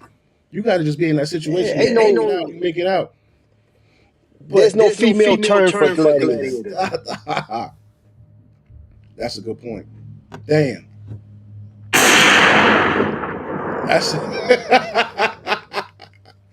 That's a good fucking point right there. I'm about to say, there's no female term for that. There's no female term for gladiator. Bro. But they say that they're powerful and they're lethal and they're making but they begging. You nah, this is different, mama. This nigga said, yeah, they strong and independent. They strong and independent.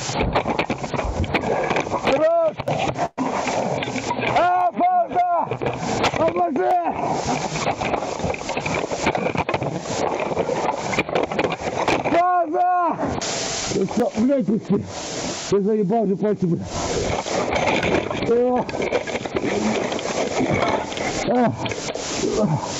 Папа! Папа, говно! Отпусти, просто. Пальцы не дай. Да?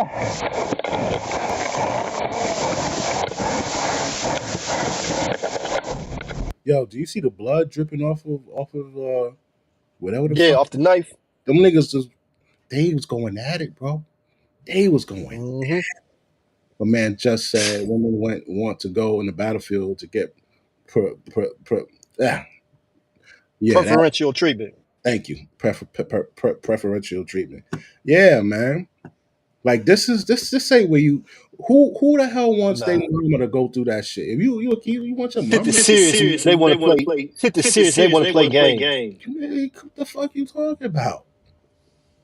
There are hundreds. Bitch, there's 400,000 or some fucking U.S. soldiers. You talking about there's hundreds? What are you talking about? That's a drop in the bucket. What are you talking about? But this shit is Nurse real. Nightingale. That's what he said.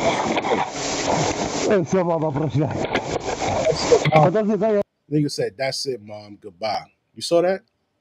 That's the yeah. You see that? That's it, Yeah. mom. Goodbye. Wait, let me die in peace. You opened me up.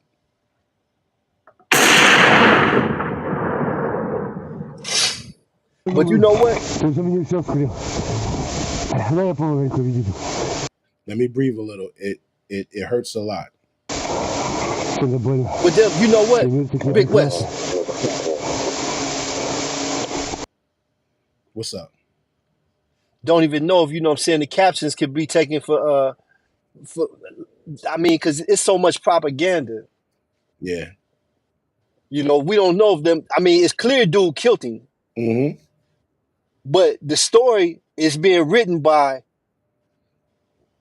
Well, you know what I'm saying. What you gotta look at. You know what I'm saying. What's their agenda? True. Like they're trying to right now. Trump is on his way into office, so they're trying to find some way to keep this war going. So therefore, what better way than to make the Ukrainians who are losing make them out to look like heroes? Like I support Russia. You know what I'm saying? Like, fuck Ukraine. If they can't carry their own, I don't feel like our tax dollars should be going And that shit to is just upholding Ukraine. That shit is in the wind. That shit is It's over with. Niggas done printed shit that ain't even exist yet. They printed that shit. It gave Yeah. Awakened black heterosexual on the block. What up? What's going on with you, bro? There's no such thing as equal rights between men and women. Only respectful. Oh wow. That's all it is. Respect. Wow. Men are kind beasts, man. Because if men wanted to take away women's rights today, or 12 o'clock tonight, there ain't gonna be nothing they can do about it. You know, fucking march. This is the Russian Ukrainian war.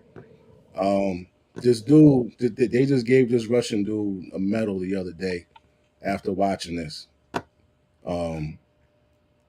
We just talking about how real this shit is and how these chicks they don't want Pete Hegseth in there because of his ideologies. He don't believe women should be, in fighting positions in the freaking military, which I also support because I was in the military, I was in law enforcement, and both of our fucking qualifications was different. Our fitness standards was different. I had to do more push-ups. I had to run faster in a shorter amount of time than she did. All that shit every time. And now fucking infantry. What office is Pete Hegseth? What are they trying to get cleared for? Trump trying to make him like a new Department of Defense dude. Okay. Secretary. Yeah, his job, and it was dangerous for them about Pete is he was already in the military and he knows a lot of people who are doing bad practices as far as with the woke agenda, as far as letting shit slide and this and that. Like he was already there, so he know who the crooked motherfuckers is. So Trump said, "Yo, whoever crooked, get them out. I'll make sure you get in there. I trust you. Clean it up." So Pete like, all right, I'm gonna put together a team. Me and my niggas who got treated badly, who were good men and this and that. They got the shit under the stick over politics. I'm gonna pull a fucking round table. We're gonna get together and we're gonna clean this shit up for you. So that's why they don't want this motherfucker in there. They up here trying to. They brought up when they start bringing up your marriage, bro. I don't give a fuck what I do in my marriage. Exactly. As long as when I pull up to this 9 to 5, I'm at my fucking best. You shouldn't care what the fuck I do with my marriage either. Exactly. When we talking about war, we ain't talking about funds, We ain't, you know, we're talking about war. They would never think about questioning an LGBTQT trans person about their relationship. But when it comes to a heterosexual male, you on trial. Mm-hmm. Yep. You did this with your Johnson. Mm-hmm. On this day, you did this with your Johnson. You know, what I, and that's why I probably couldn't be in politics. Because my first thing I say is, listen, we got all kinds of LGB and trans people in here. Since when we start worrying about what people do with their penis? Mm-hmm. You don't worry about what this nigga do. He cut his shit off. He's a fucking, he get rewarded. He get rewarded. I'm out here doing what I'm supposed to do with my fucking penis, and you trying to shame me for it. He gonna get rewarded like the Russian got an award from gutting the Ukrainian. Yep. He gonna get award from cutting his Johnson off. Yo, and one thing I do like about Trump, one thing I respect about him, you cross that nigga when he is in power, he's firing your ass. He's like, oh, yo, yeah, I remember that. You're fired. You know, you got to respect that. That's a good thing because if you running everything, you can't have somebody working for you that's trying to sabotage you. Yeah, trying to undermine you. Y'all got to go. Y'all come back. Maybe somebody will hire you back in 4 years. But right now, Trump is not the only. My only thing is, I've been watching some podcasts. Trump is just not far right wing enough. We're owned by Israel right now. That's the biggest problem. Yeah.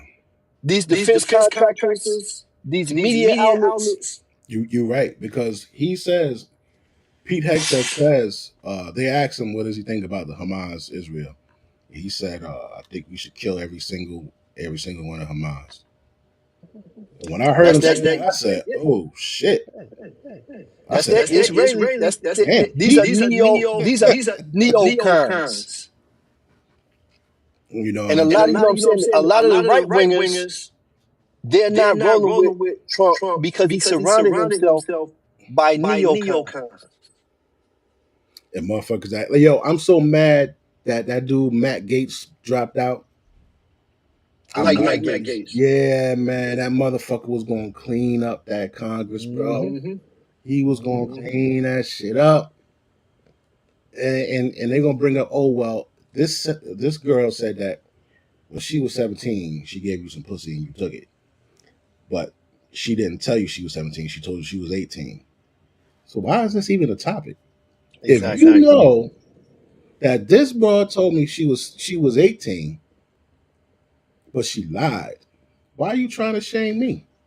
And if there were charges were never brought. What fucking sense does that make?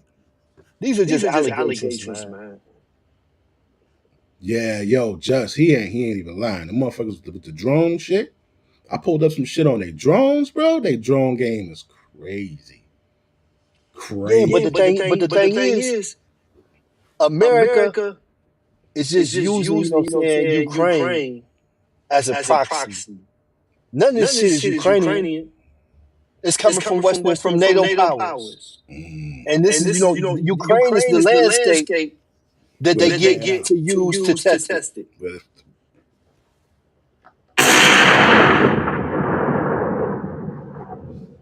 Yeah, they testing the motherfuckers. Yeah, all their toys.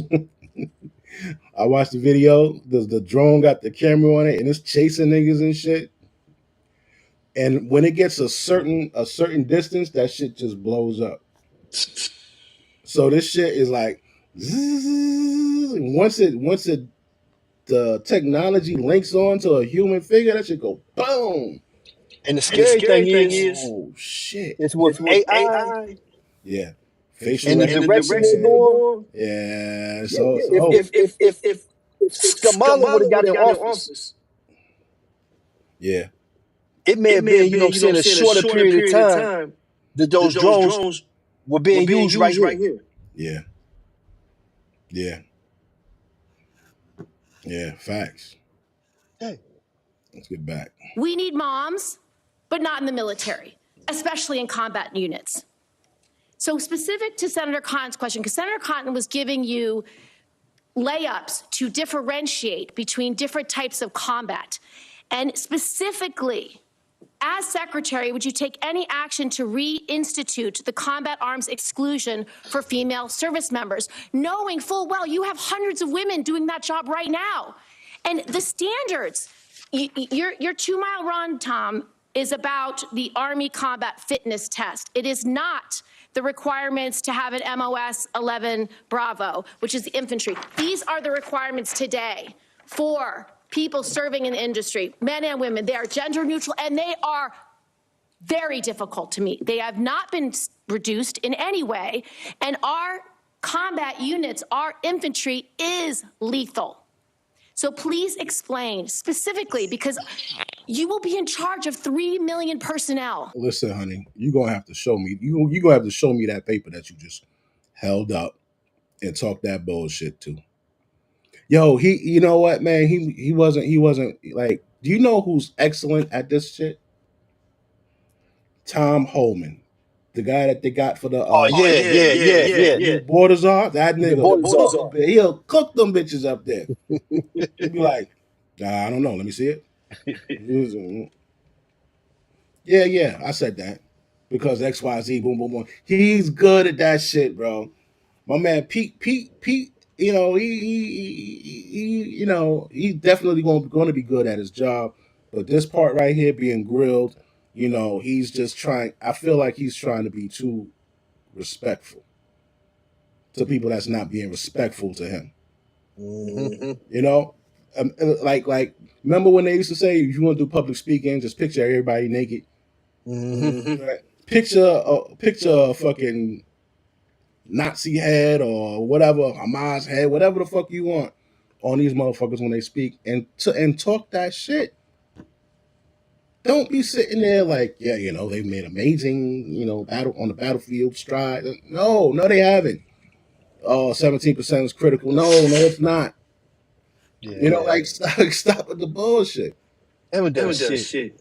And they had them back to back to back. This is some other broad. They just women who just don't want men back in the fucking driver's seat because they know that they about to push them the fuck out. Yeah, free R. Kelly. Free R. That's stupid. Damn. Use your common sense. Free, and you know what's crazy? If R. Kelly say R. Kelly came home on a Friday and he threw a concert on Sunday, that should be sold out. Yeah. I'm gonna give you another one. Say Diddy came home on Friday and he threw a party on Sunday. That shit. Everybody gonna be there. Everybody gonna be there. Like yo, Vaseline, and baby oil the fuck up. Yo, I would do a straight. Do you know what I would do from now on if I was him? BYOB. Bring your own bottle. Bring your own bottle, motherfuckers. Y'all niggas. That's it. Whatever you want. Whatever you want to bring. Bring your own bottle, nigga. Carry that shit around my crib. I don't want to hear nothing. I don't want nobody saying I put nothing in nothing. But they gonna be sick, man. If they gonna be sick if Trump does what he could potentially do. If he was to, you know, like grant pardons, yep, to R. Kelly, to Diddy, homeboy who clapped the trans chick, because if little short dude from Canada.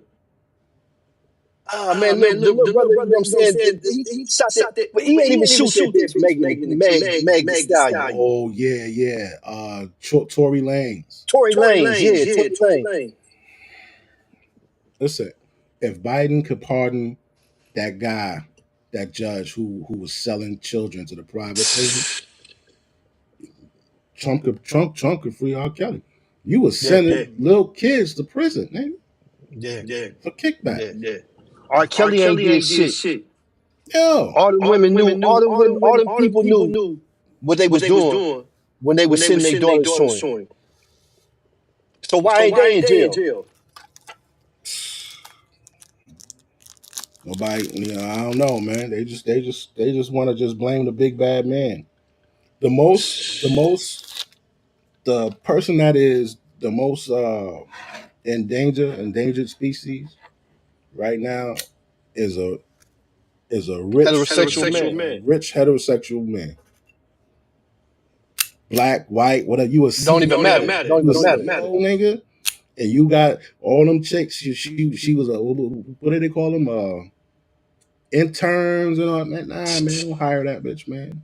Yo, if I was a CEO, it would be outside my door. You all females must be accompanied uh, by a male. Be advised, you are being recorded and you walk in the store. Because I'm not trying to hear none of that shit. And they coming. Yeah, and they gonna come in because Big West got a party in his motherfucking office.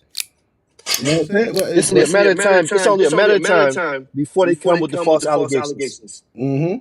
And you know the moment you don't do what they want you to do, then they're gonna try to, extort you.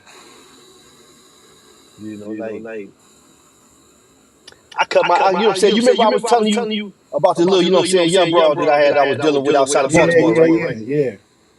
I had to cut off like about 2 weeks ago, man, when I was in Atlanta.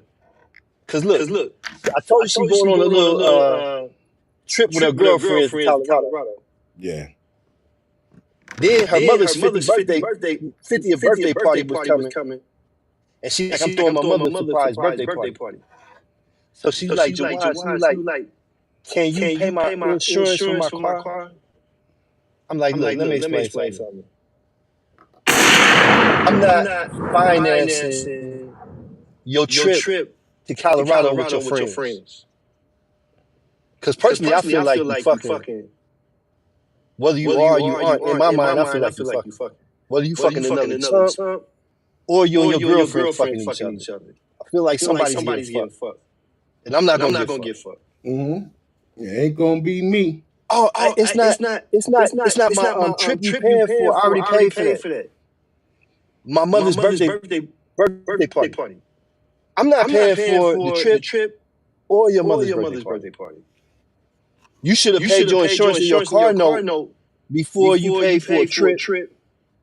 And if you couldn't afford to pay for the birthday party afterwards, then that was on. I'm not paying. No. I'm 56 years old. Nobody's ever thrown me a birthday party. I'm not doing shit for people that's not done for me.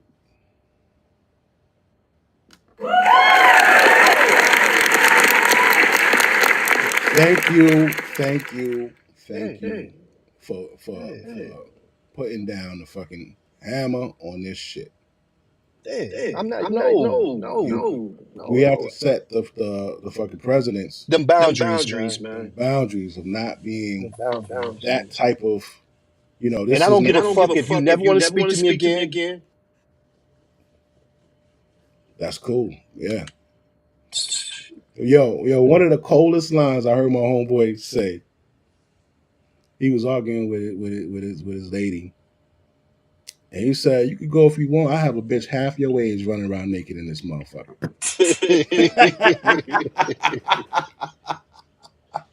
I don't think he understood how cold that was. He said, man, I have a bitch half your age running around this motherfucker enjoying all this shit.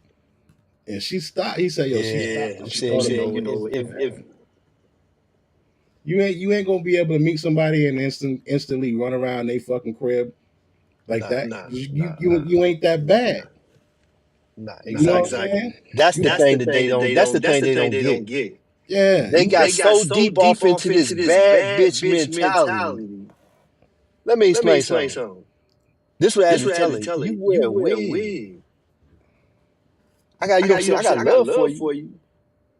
But the idea that you really like this bad bitch. You got fake eyelashes. You got Becky Blonde wig.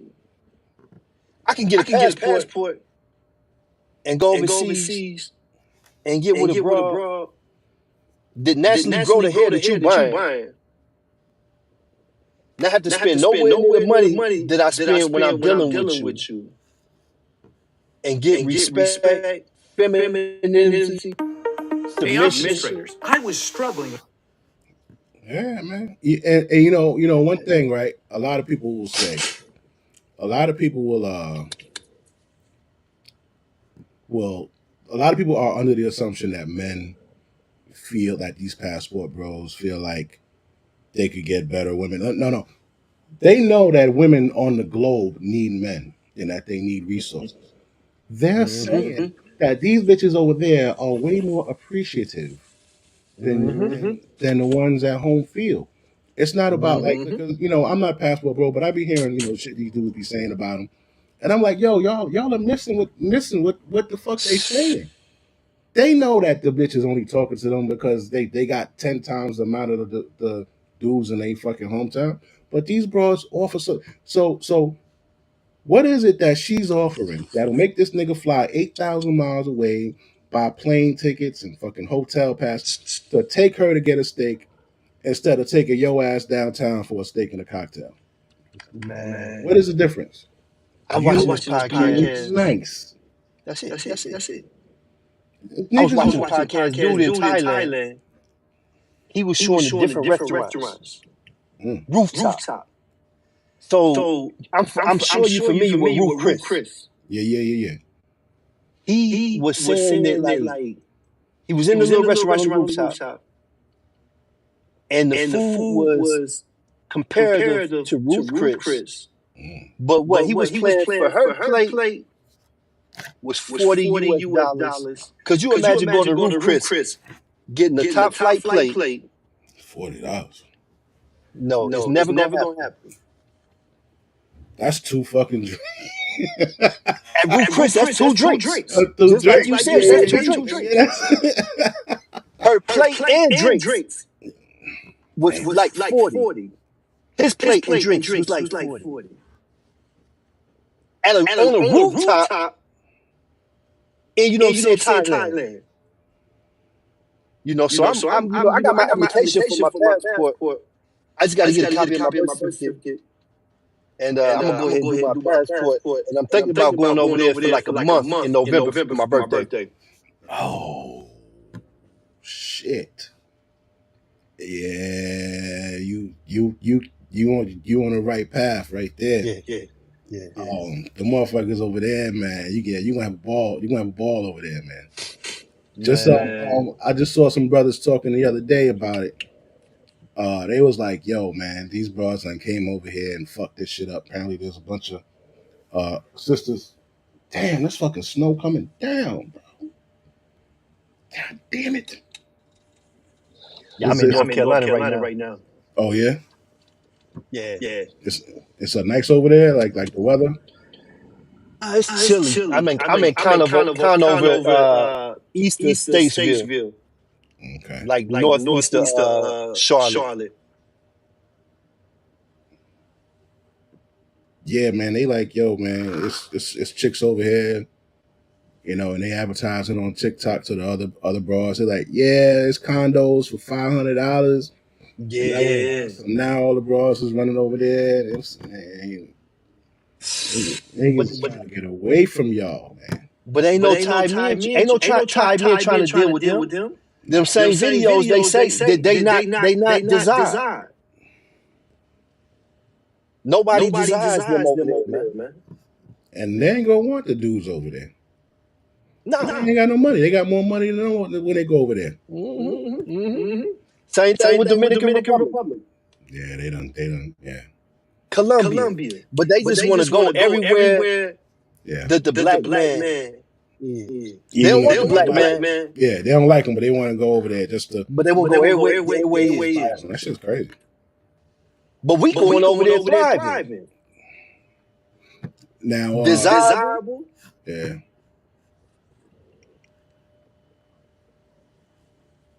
We minorities on the global stage. As far as you know, I'm saying the money.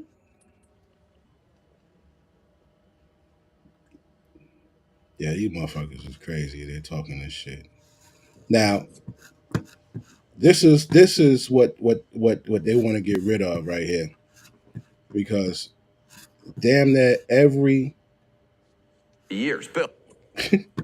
All of the females that been in fucking power, that have had these positions, Corrupt. they're not gonna get it no more, bro. Brad, there was a phrase used a long time ago, and the motherfucker said, "The South shall rise again." You ever heard that? Yep. Those motherfuckers is gonna make sure that happen, kid. Mm-hmm. They're gonna make sure it happen, man. I'm glad.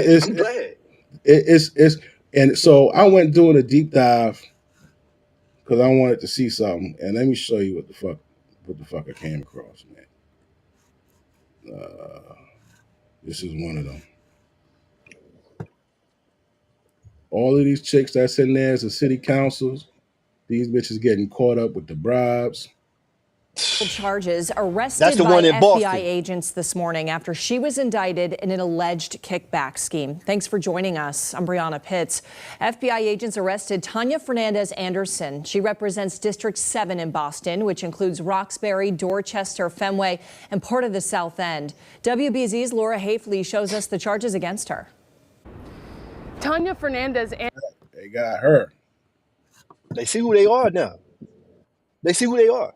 Mainstream America sees who they are, who we've been dealing with, and what we've been dealing with. Council member charged with taking bribes while in office, Carolyn Davis, who represented the BRICS countries, Brazil, Russia, India, China, and South Africa, have declared war on the Southern Dallas for years, pleaded guilty to the crime. Rebecca Lopez is in the WFA newsroom, and Rebecca. Yeah, it was like a transgender. You see her? Okay, which one? Yeah, and the black. Yeah, god damn, Yeah. a mean ass nigga, man. She wasn't caught just once. Like Wasn't- penitentiary Carolyn Davis nigga. has been under investigation for several years, and sources say that includes wiretaps that included some conversations that They got the broad on wiretap. She wasn't even caught once. She was caught more than once. they were able to capture. And when she was presented with all this evidence, Davis pled guilty to bribery. Here is what we know in this case. Today, she went before a federal judge and admitted she accepted $40,000 in bribes. Authorities say in return, she lobbied and voted for the authorization of a $2.5 million development loan to fund the Royal Crest housing project. Now, do you see how stupid that is? You selling yourself cheap as fuck. This nigga's taking a loan for $2.7 million and you wanted 40 grand. You ain't even tell a nigga make it an even 3 and tell him to give you an even 3 and you hit me up with that 300,000 and you go, nah, 40,000. What? How much are you making that's the $40 holler. $40. What? Yeah, pussy going for the 40. I ain't no bad looking bitch. Pussy going for the 40. You ruined your career for 40 And life. And life for 40 racks. And this dude, yeah, I'm gonna take a loan out for 2.7. He says, all right, just give me a little 40,000. What the fuck is wrong with you? This nigga said 2.7. He said 2.7. Started off at least a mil. You know he ain't gonna give you a mil, but still. I throw it out there so you got something to work with. You might have got it 200,000 For 40 grand? No, hell no. You getting two? How much was it? 2.5? 2.7. 2.7. Yeah, she supposed to at least said 700. Yeah. She could have worked. She could have talked them down. You gonna take 40 grand?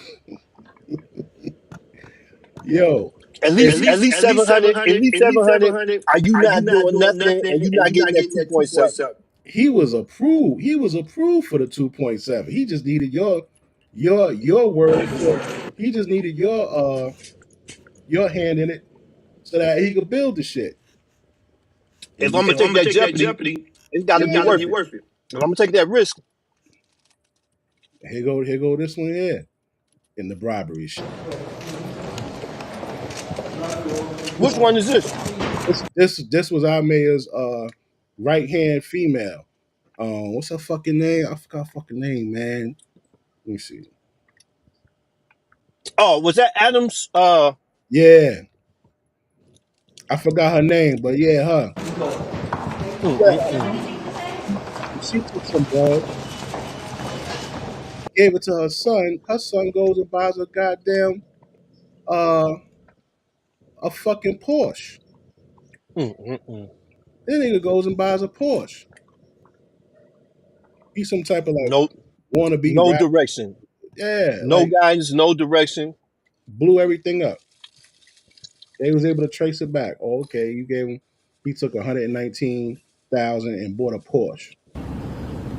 Well, it has, in fact, been a very dramatic day here at the federal courthouse for Angelique Lee. She spent much of the day before two different judges, a magistrate and the chief district judge. She told the judge that she knew right from wrong and that it was wrong for her to take bribes. Now, here is what prosecutors accuses her of doing.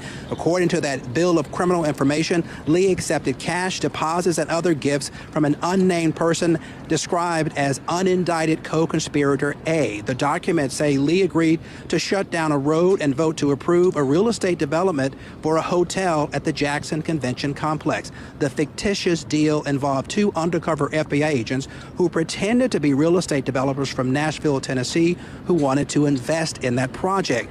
Now, Lee agreed to have the road, which was unnamed in the court documents, to be closed, and she would later cast votes at the council meeting in favor of that hotel development, again in exchange for thousands of dollars. Now, according to the document, this past February. Look at this one here. What is that? Man, 19. you know one common. 19. You know one com. My Huh? fault. Go ahead. Go ahead.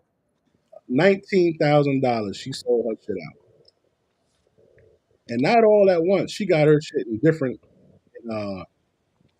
10,000 to pay off her campaign debt, so she ain't even get the 10 racks. She used that to pay off the debt, so that wasn't even a net positive. Then she got $3,000 for personal use, and then the nigga let her use his credit card to go to a luxury retail store. So she probably bought a purse and some fucking sandals. And like, yo, what's like? Come on, bro. What the fuck? Lee accepted $10,000 in electronic transfer to pay off a portion of her campaign debt. And then in March, she took $3,000 for personal use. Also in March, the undercover agents described as confidential human source 1 and 2 allowed Lee to use their credit card to spend $6,000 at a luxury retail store in Jackson. Federal prosecutors say Lee funneled some of the money to a bank account owned or controlled by that. So, back to what you were saying, they're at the world is seeing women, not just black women in particular, but women as they can't handle these fucking positions. As As pariah. pariah. So it's over. They ain't letting them back in there. It's like it's a done deal, man. Look at this one. Says it has Cincinnati City Council member Tamaya Denard on tape selling her vote on council. The FBI arrested her on her way to Starbucks this morning. Local 12's Anjanette Levy is here to tell us what's in the criminal complaint. Anjanette. Well, Paula, Tamaya Denard faces 3 charges right now. They are bribery, wire fraud, and attempted extortion. The 16-page complaint. Attempted extortion. Yo, hold up. Wait, what? So you accepting bribes, and then you think you're going to extort a nigga you accepting bribes from? Outlines would Are you gonna allegedly give me some money happen last again? August and September between Tamaya Denard and someone involved in the bank's music venue deal and the Hilltop land swap deal. That person contacted the FBI.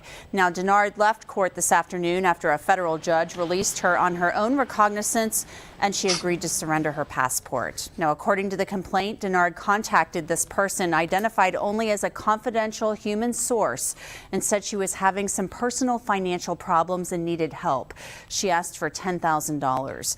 The talk later evolved into discussions of they corrupt. Cheap as hell. It's cheap as hell, bro. Yeah. You're selling your oh my God, B. This one here. Hearing from the Metro Atlanta judge arrested at a DeKalb or Buckhead nightclub. I'm Alan Devlin. And I'm Savannah Louie. The Douglas County Probate Court judge is out of jail, and now she's ready to tell her side of the story. Atlanta News First anchor Tori Cooper is live in Douglas County outside the judge's courthouse. Tori, you were the only reporter who spoke with her tonight. Now this chick here, this a little bad chick right here, right? Yeah. But that's the same chick who was on the Stephen A. Smith show talking about I don't see why they going hard on Taylor. She worked hard to get in her position. It's like, yo, we're just gonna go smooth over the fact that she was gonna lie on this guy. So I'm like, yeah, that's her. I spoke with Judge Christina Peterson tonight at her home, and she told me that she's still healing from what happened between her and police last night. But before this, last night, Douglas County Probate Judge Christina Peterson was arrested outside the Red Martini Lounge in Buckhead. You a judge and your ass is getting arrested at a fucking lounge. Drunk.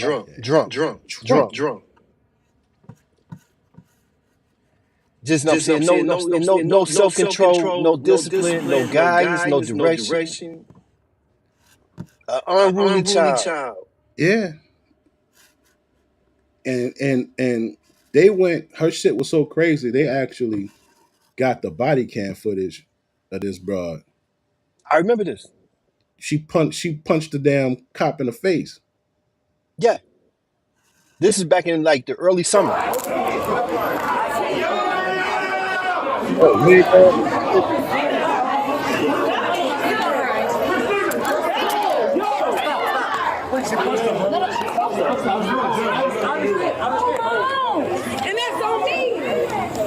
See, the thing is, remember what happened back in the day with gangster rap? Mm-hmm. It was portraying black men as violent fucking motherfuckers. That's the same shit is happening to our black women today. Mm-hmm. And you got these damn sexy reds, Suki Hana, this chick, that chick, doing all this fucking ratchet shit. Like, the world now is not seeing you like back in the 70s when they had the afros, and people looked at them as like, yo, man, she's fighting for her rights. Like, we over here hearing that they doing all this stuff to black people, and they're standing up for themselves, and this is like, it's that they not looked at that no more, man. Because it's engineered, Big West. Yeah. It's 30 years after set it off. Check. Yo, this shit here. This chick, this broad had money. She already had money, but she just wanted more. This chick here, she had like 4 companies. She fucking. Oh, she a glutton. Yeah, she a glutton. She was doing that PPP. Yeah. She went out, she bought a pink a pink Range. Millions in C-19 money and using that money to buy a bright pink Rolls Royce and live a lavish lifestyle. The total scheme is worth about $15 million, initially reported as $7 million, and that money got her 7 years behind bars. I love Monday.com. What's Monday.com? You don't know Monday.com? This is Monday. On those applications, she applied for 4 loans through 3 different banks, all within 5 weeks. For the first company here, she wrote that her monthly payroll was $790,000 and she had 118 employees. Statements in each loan application, and when millions hit her bank account, Shalitha went on a luxury shopping spree, buying whatever she wanted, including a 10-carat diamond ring that she spent $128,000 on. But yeah, she ran around Peachtree, Buckhead, and all around 285, spending up that money while driving this bright pink Panther Rolls Royce. Very flashy and outrageous. Sewage and water systems. She's also just been charged in this federal indictment, alleged to have stolen. They're showing themselves as crooked, Showing yourself as being crooked, man. Mm-hmm. You know, and it goes on and on and on. So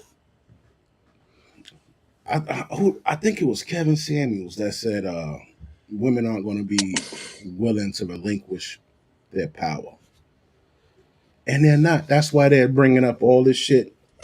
Oh, Trump, he's a felon and he's this. All right, yeah, but what do the rules say? Mm-hmm. The rules say he was good to go. So you mad at him or you mad at the rules? And oh yeah, he hired Pete. Everybody he hired, they was he can't hire Pete Hegseth. He cheated on his wife. So what? Oh, you can't hire Matt Gaetz because he fucked the 17-year-old, even though she told him she was 18. And he backed out. I'm like, man, nah, hold that shit down, bro. Don't back down. I like Matt Gaetz, but I don't know if with him backing down, maybe there was some more stuff. Yeah, there was. I firmly believe that because I feel like they couldn't control him with money. So what did they control him with? His sex, you know what I'm saying? Whatever type of deviance he got. Either deviance, and that's what Epstein, Diddy. This would Epstein was Mossad. What's that? That's what I'm saying. The Israeli version of the CIA. What? You never heard of Mossad? Nah. How you spell that shit? So Mossad.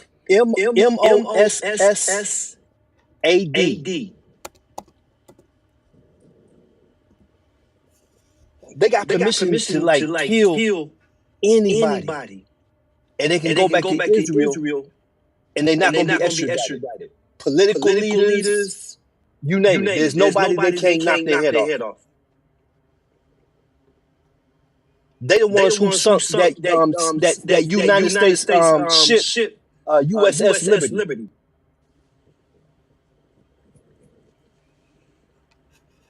Whoa. Killed a bunch of, you know what I'm saying, navalmen. Damn. They the Israeli version of the CIA.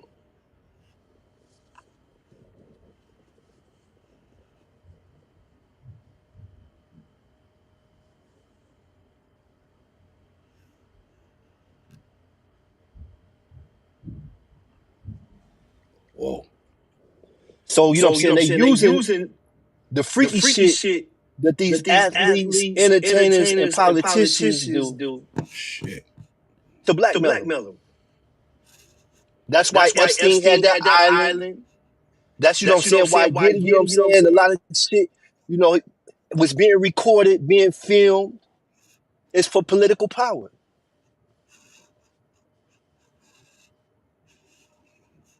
Epstein was, you know what I'm saying, he was Mossad.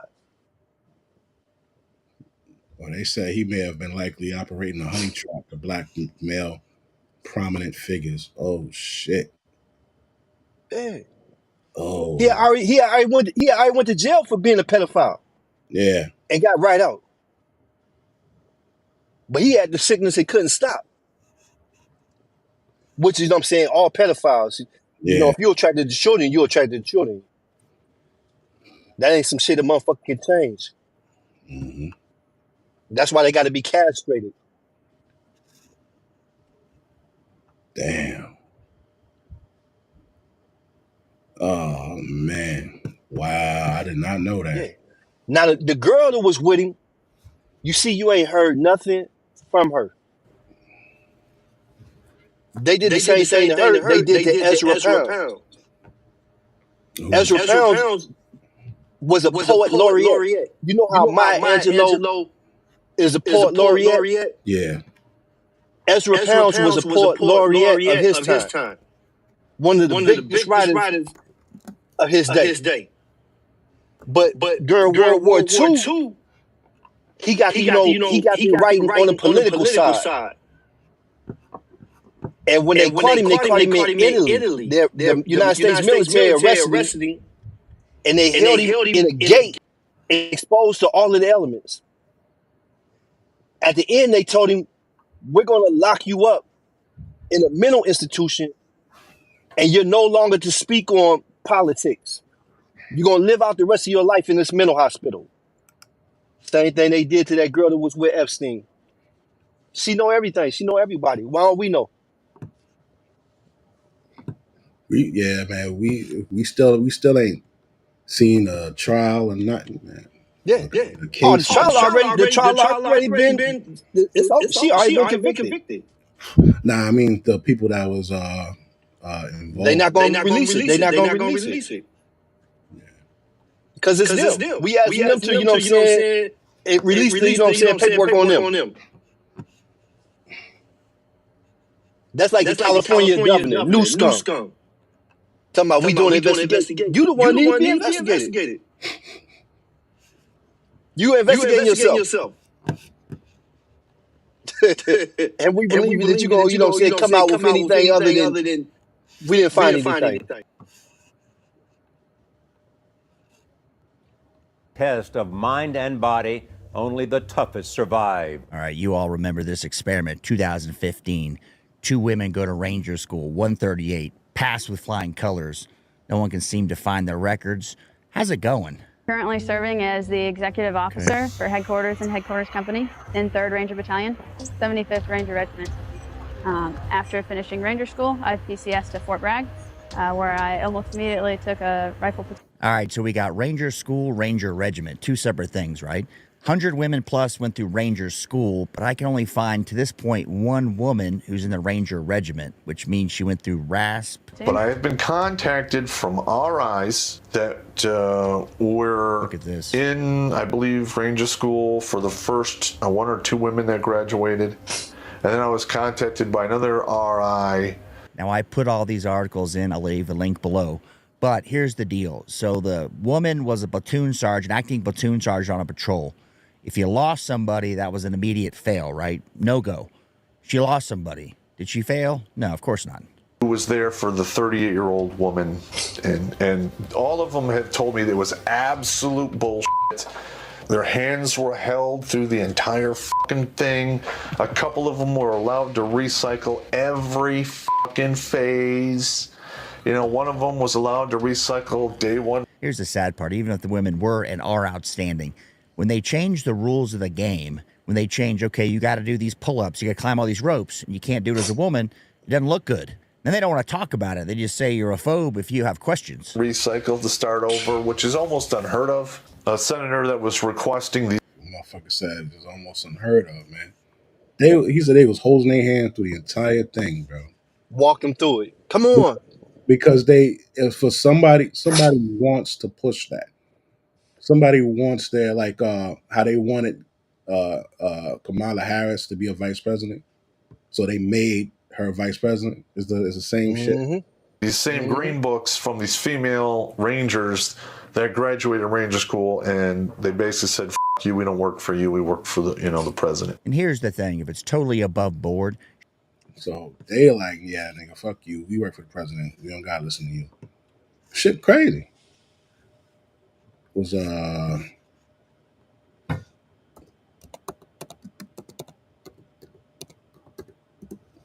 there's this one interview that he did. What's his fucking name?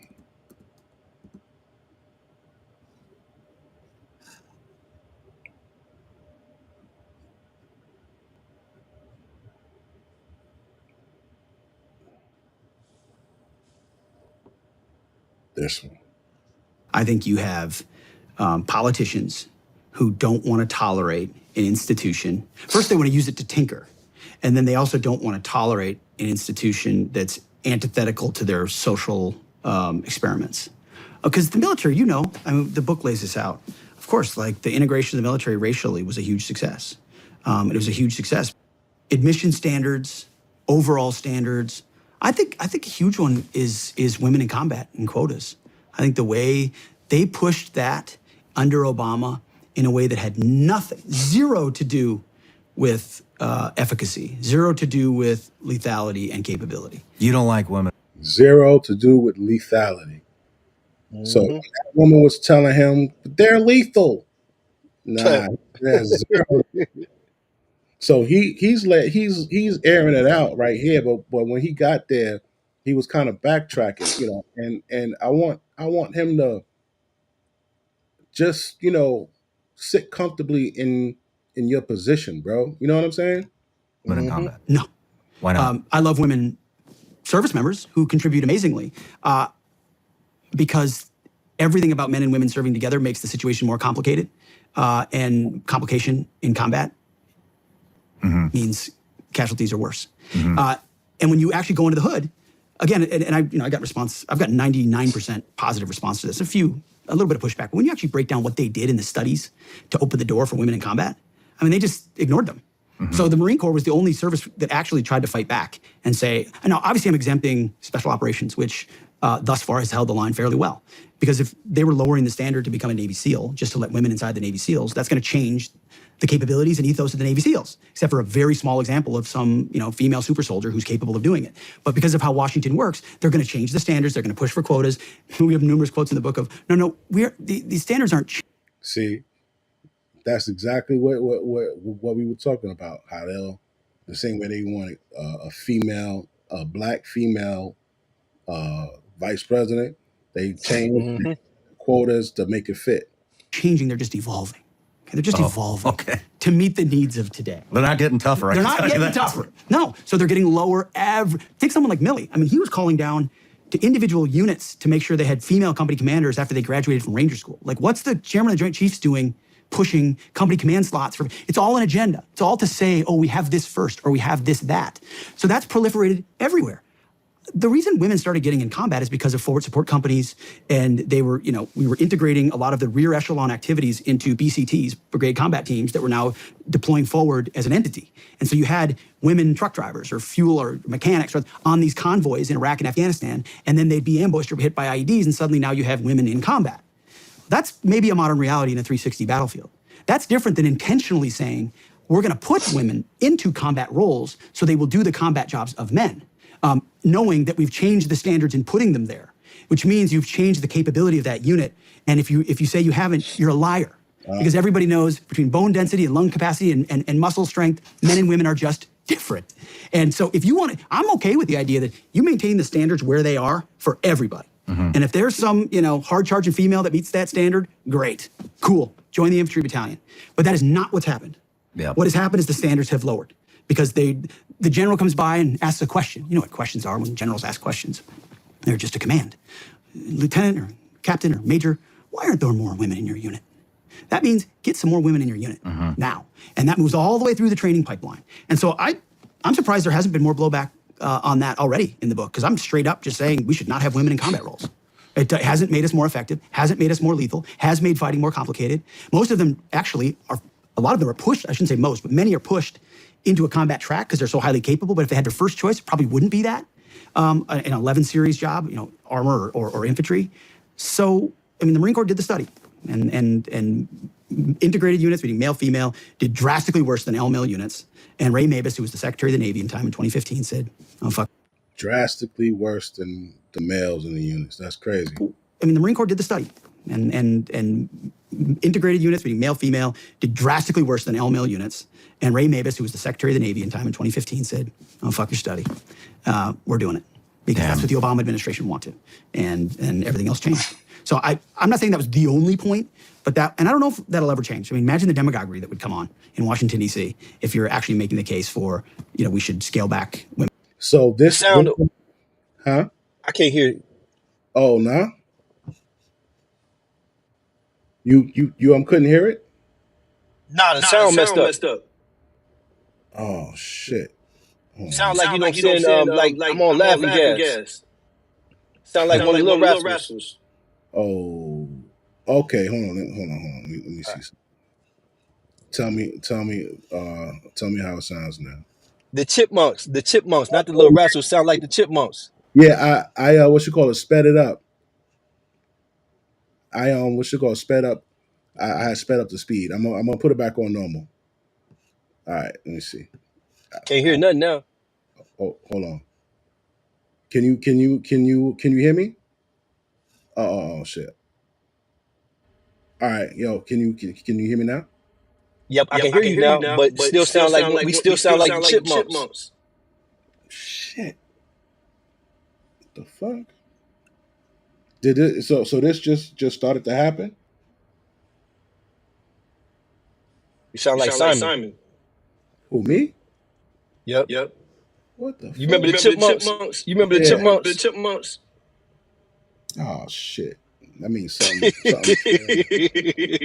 Something is failing somewhere. Hold on. The fuck? All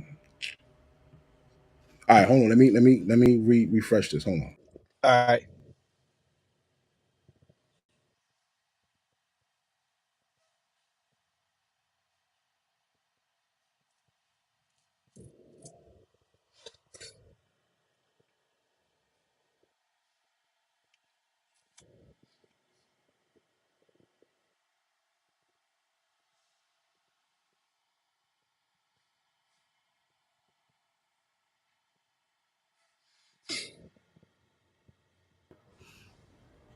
Yo.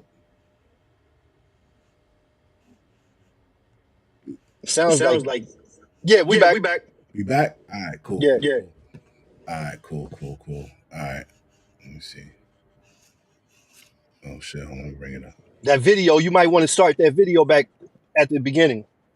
Oh, you ain't hear none of that shit? Nah, I ain't hear none of that. All right, hold on. I got you right now. Well, I got to hear when he was talking about them lowering this. Yeah, I got up to where he got to talking about them lowering the standards of the testing. Brigade combat teams that were now deploying forward as an entity, and so you had women truck drivers or fuel or mechanics on these convoys in Iraq and Afghanistan, and then they'd be ambushed or hit by IEDs, and suddenly now you have women in combat. That's maybe a modern reality in a 360 battlefield. That's different than intentionally saying, we're gonna put women into combat roles so they will do the combat jobs of men, knowing that we've changed the standards in putting them there, which means you've changed the capability of that unit. And if you say you haven't, you're a liar. Because everybody knows between bone density and lung capacity and muscle strength, men and women are just different. And so if you want to, I'm okay with the idea that you maintain the standards where they are for everybody. Mm-hmm. And if there's some, hard charging female that meets that standard, great, cool, join the infantry battalion. But that is not what's happened. Yeah. What has happened is the standards have lowered because the general comes by and asks a question. You know what questions are when generals ask questions. They're just a command. Lieutenant or captain or major, why aren't there more women in your unit? That means get some more women in your unit now. And that moves all the way through the training pipeline. And so I'm surprised there hasn't been more blowback on that already in the book, because I'm straight up just saying we should not have women in combat roles. It hasn't made us more effective, hasn't made us more lethal, has made fighting more complicated. Most of them actually are, a lot of them are pushed, I shouldn't say most, but many are pushed into a combat track because they're so highly capable. But if they had their first choice, it probably wouldn't be that. An 11 series job, armor or infantry. So, the Marine Corps did the study, and integrated units, meaning male, female, did drastically worse than all-male units. And Ray Mabus, who was the Secretary of the Navy in 2015, said, "Oh, fuck your study. We're doing it." Because that's what the Obama administration wanted. And everything else changed. So I'm not saying that was the only point, but that, and I don't know if... So this guy, later on, he speaks about some of his boys and they could basically shine a spotlight on those generals and those commanders who did shit like that and get them out of there. Mm-hmm. So that's what they're fucking scared. That'll ever change. Imagine the demagoguery that would come on in Washington, D.C. if you're actually making the case for, we should scale back women in combat. And as the disclaimer for everybody out there, and I'm not really in the disclaimer business, like we've all served with women and they're great. Mm-hmm. It just, our institutions don't have to incentivize that in places where not traditionally, over human history, concept inside a lot of these military units, and I don't know exactly what level if it's at the battalion or the brigade level, but you've inserted that decision making, kind of an HR process, which undermines the commander also because the DEI advisor, can do no wrong. And so the assessments of the unit's diversity and capabilities, it's just, and then transgenders. I mean, the idea that, do you remember, I don't know if you go through. Attention retirees, if you're willing to be at your computer from 9 a.m. to 10:45 a.m. Your MOB station to deploy. If you had a Cat 4 dental, they pulled your tooth because you can't be out in the field with a major, dental emergency where there's no dentist. And so I deployed with a lot of guys who were like, oh, because they just had a tooth pulled and they had to. Yet we're now allowing people who used to be men or women join, and then after that we pay for medical or physical transitions to another gender, which by definition makes them non-deployable and non-trainable because they're, and the same thing with asthma medication or inhalers. Like when you're in basic training, you can't have an inhaler when you're doing your exercises because you can't count on having an inhaler in a combat situation. Now that right there, right? They're not deployable. So being the largest employer of transgenders,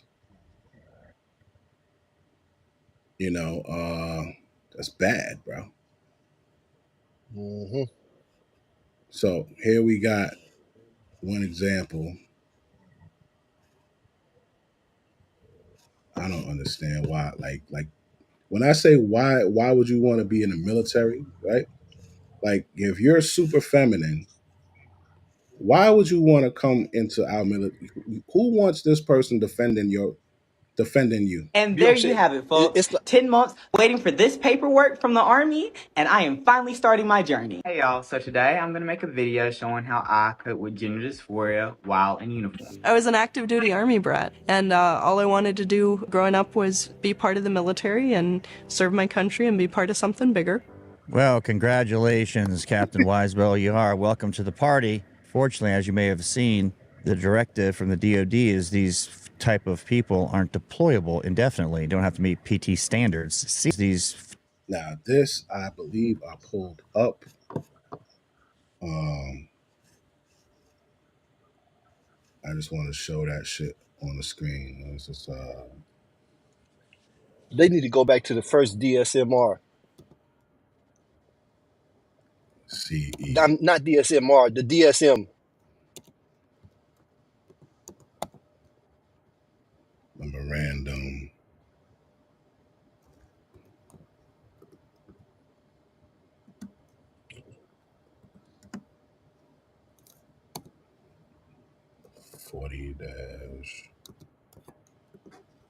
-517. All right. See if we can pull this up. So apparently this was put out there. Okay. I think this is it. Yeah, here we go.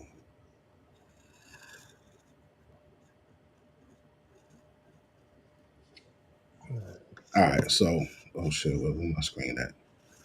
So this here is what he showed, right?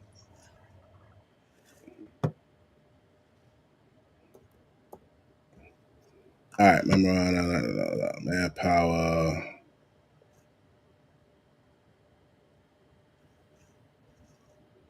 For active duty service members seeking initial treatment for gender dysphoria.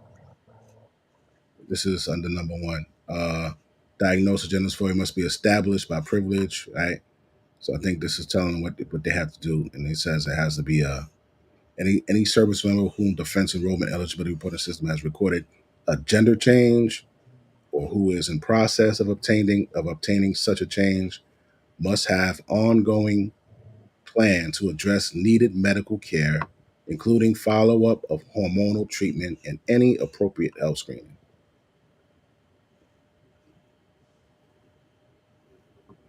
All right, waiver process for private sector care for active duty members, right? So they can get waivers.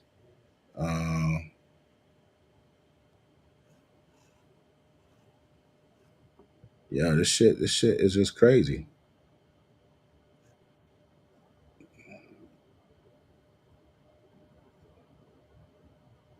Of course, signed by Karen S. Geis. It's this shit is just nuts. So when they drop these memorandums, you know, if you don't do what this shit says, that's your ass. Mm-mm-mm. You know what I'm saying? So it's like, yo, what's the sense of why would you hire this motherfucker? Here, here. That's that DEI shit. Yeah, man, that shit is crazy. This is one of the worst things that fucking happened to things. Confidential Biden DOD memo reveals transgender service members can skip deployments and receive indefinite physical fitness standard waivers. So you could just be in the military. You don't gotta deploy. You don't gotta do any damn thing. You could just sit there and collect money. You know, Directive like from the Mm-hmm. I had took a job when I was about 17, 18, working in a nursing home. And back then they had elderlies. You know what I'm saying? You change people, Yeah. got them in the bed, out the bed. And it was like one of my first, it was like one of my real jobs. I was a fresh 18. So anyway, I was working third shift. It was a week-long training. After seeing what the job called for, I knew it wasn't for me. I wasn't cut out for it. Like it takes a special type of person to like clean a person up and all, And I wouldn't take the money and leave people laying in their waste, man. That job wasn't for me, man. So I got out the way. Yeah. I seen people who worked the job and they would leave people laying in their waste. That's abuse, man. Wow. I don't want to get paid to do a job that I'm not going to do or I can't do. Yeah. That's just integrity. Yeah. Principles. Like a person who is a LBGQT, that's a mentally ill person. Yeah. So, we need to get back to some sense of normality. Or also in addition to what you're saying about mentally ill, I just found out recently, within the past week and a half, that the birth control that women be on, that it changes, that it not only stops them from having kids, but it also changes how they choose a mate. So a woman that is on birth control, they end up seeking out a less masculine male. So the problem comes when a dude gets with a female, right? So she's taking birth control, right? Then maybe they decide to get off of birth control, and she gets off birth control. She gets pregnant, has a baby. Then after a while, she goes back to her regular self, and she's struggling because she doesn't love this nigga. She don't even like him. So now you got to go through.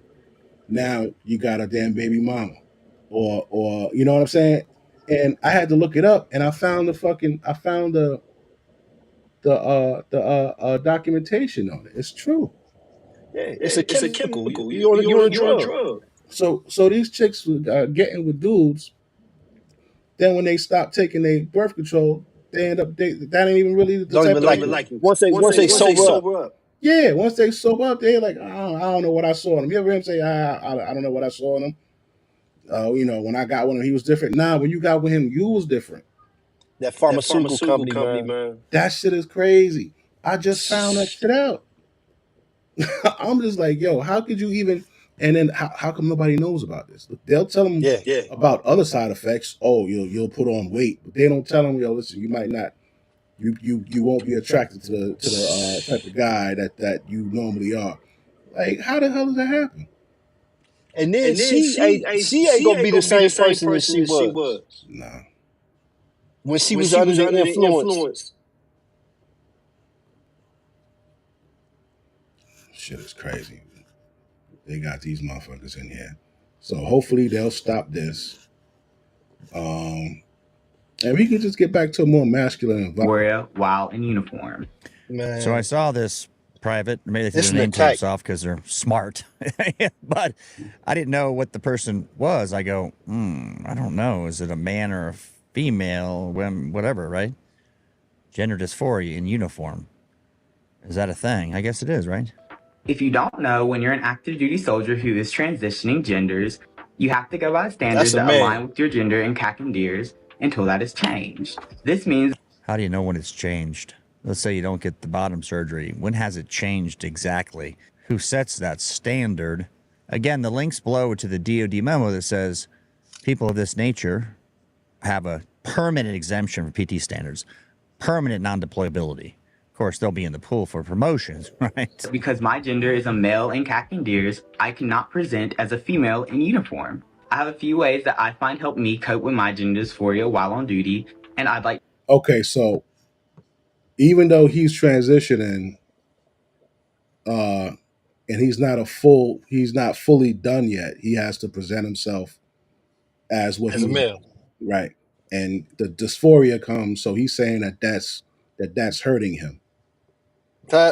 So he's trying to give a way of how to cope, how to still feel like you're feminine, even though you a dude. To share them. I'm gonna be honest, they're not a lot, but they do help me.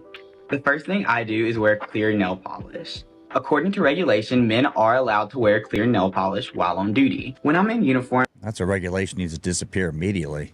And clear nail polish. I just have no words. this makes me feel a bit more feminine because my hands feel pretty when my nails are painted. The second thing I do is wear feminine scents. There is no regulation for what scents you can and can't wear. Pretty self-explanatory. There shouldn't have to be one. That I walk up to you, I'm like, hey, Joe, how you doing? How was your weekend? Like, why do you smell like women's perfume? Did you get some? He goes, no, that's my perfume, bro. How do you like it? This one, smell feminine, feel feminine. I also like to put on lip balm because, well, it's not a gloss or anything. Unchapped lips are pretty. The last thing I like to do is put a smile on my face because there is nothing more beautiful than confidence. All right, so this soldier has got a good attitude, right? And it's not this soldier. I don't know how this process of bringing people in like this, who say identify as a female and I'm a male in the U.S. Army, how it's going to be productive for us. Long-term care costs, the problems we already have clearly that are upstairs, and then again, they're not the. Yeah, them gonna be some fucked up individuals. You know, motherfuckers got PTSD. I got PTSD. Imagine one of these motherfuckers on PTSD. Later on, when they ain't taking them shits, or they mess up and they ain't, like it's. You know, a lot of these serial shooters, they have been a part of that community.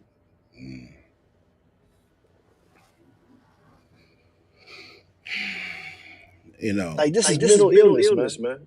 Yeah. No other group of mentally ill people do we elevate and say, just because you know what I'm saying, he paranoid schizophrenic doesn't mean he shouldn't have access to a 50 cal. He's hearing voices, but we can't discriminate. You said 50 cal. Man, I'm telling you, man. I just, I got far right leanings. Yeah, me too, man. Like some of the shit that I believe that there should be more strict standards when it comes to having kids. Like I don't believe everybody should just be able to have kids. I believe you got to have a stable residence for at least 5 years, stable income for at least 5 years.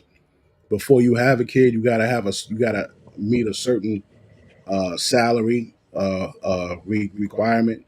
The more children you have, the more your salary got to go up, because we expect you to take care of yours. You know what I'm saying? Not society. Yeah, not society. If you have history of mental health issues, that should block you, because what happens is you have these people, you don't treat them right, raise them right, they already come out with problems, and now society got to deal with them trying to push niggas on a fucking train and shit like that. Or you know what I'm saying? You know, and two men shouldn't be talking about their husband and husband And raising adopting. kids. Yeah. Nah. If you can't, now it's one thing if you got some reproductive problems and it's a man and a woman, they should be allowed to adopt. But two men or two women, no. Yeah, this is exactly what happened in that case you was talking about. I had pulled it up. These two was adopting. Yeah, them two little black boys.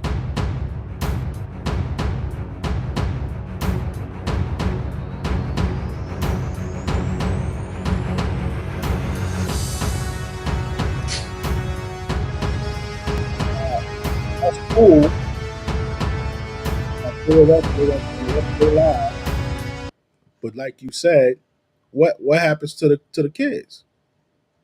Yeah. There was another thing I watched. This lady, And they was pimping them out. Oh, come on!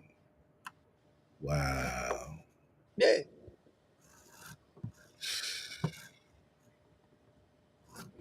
Telling you, man, they need to be. Jail is not. You know, like jail is not the answer for some people. Always the answer. Yeah, some motherfuckers you should get. You know, some people got to get up out of here. Yeah.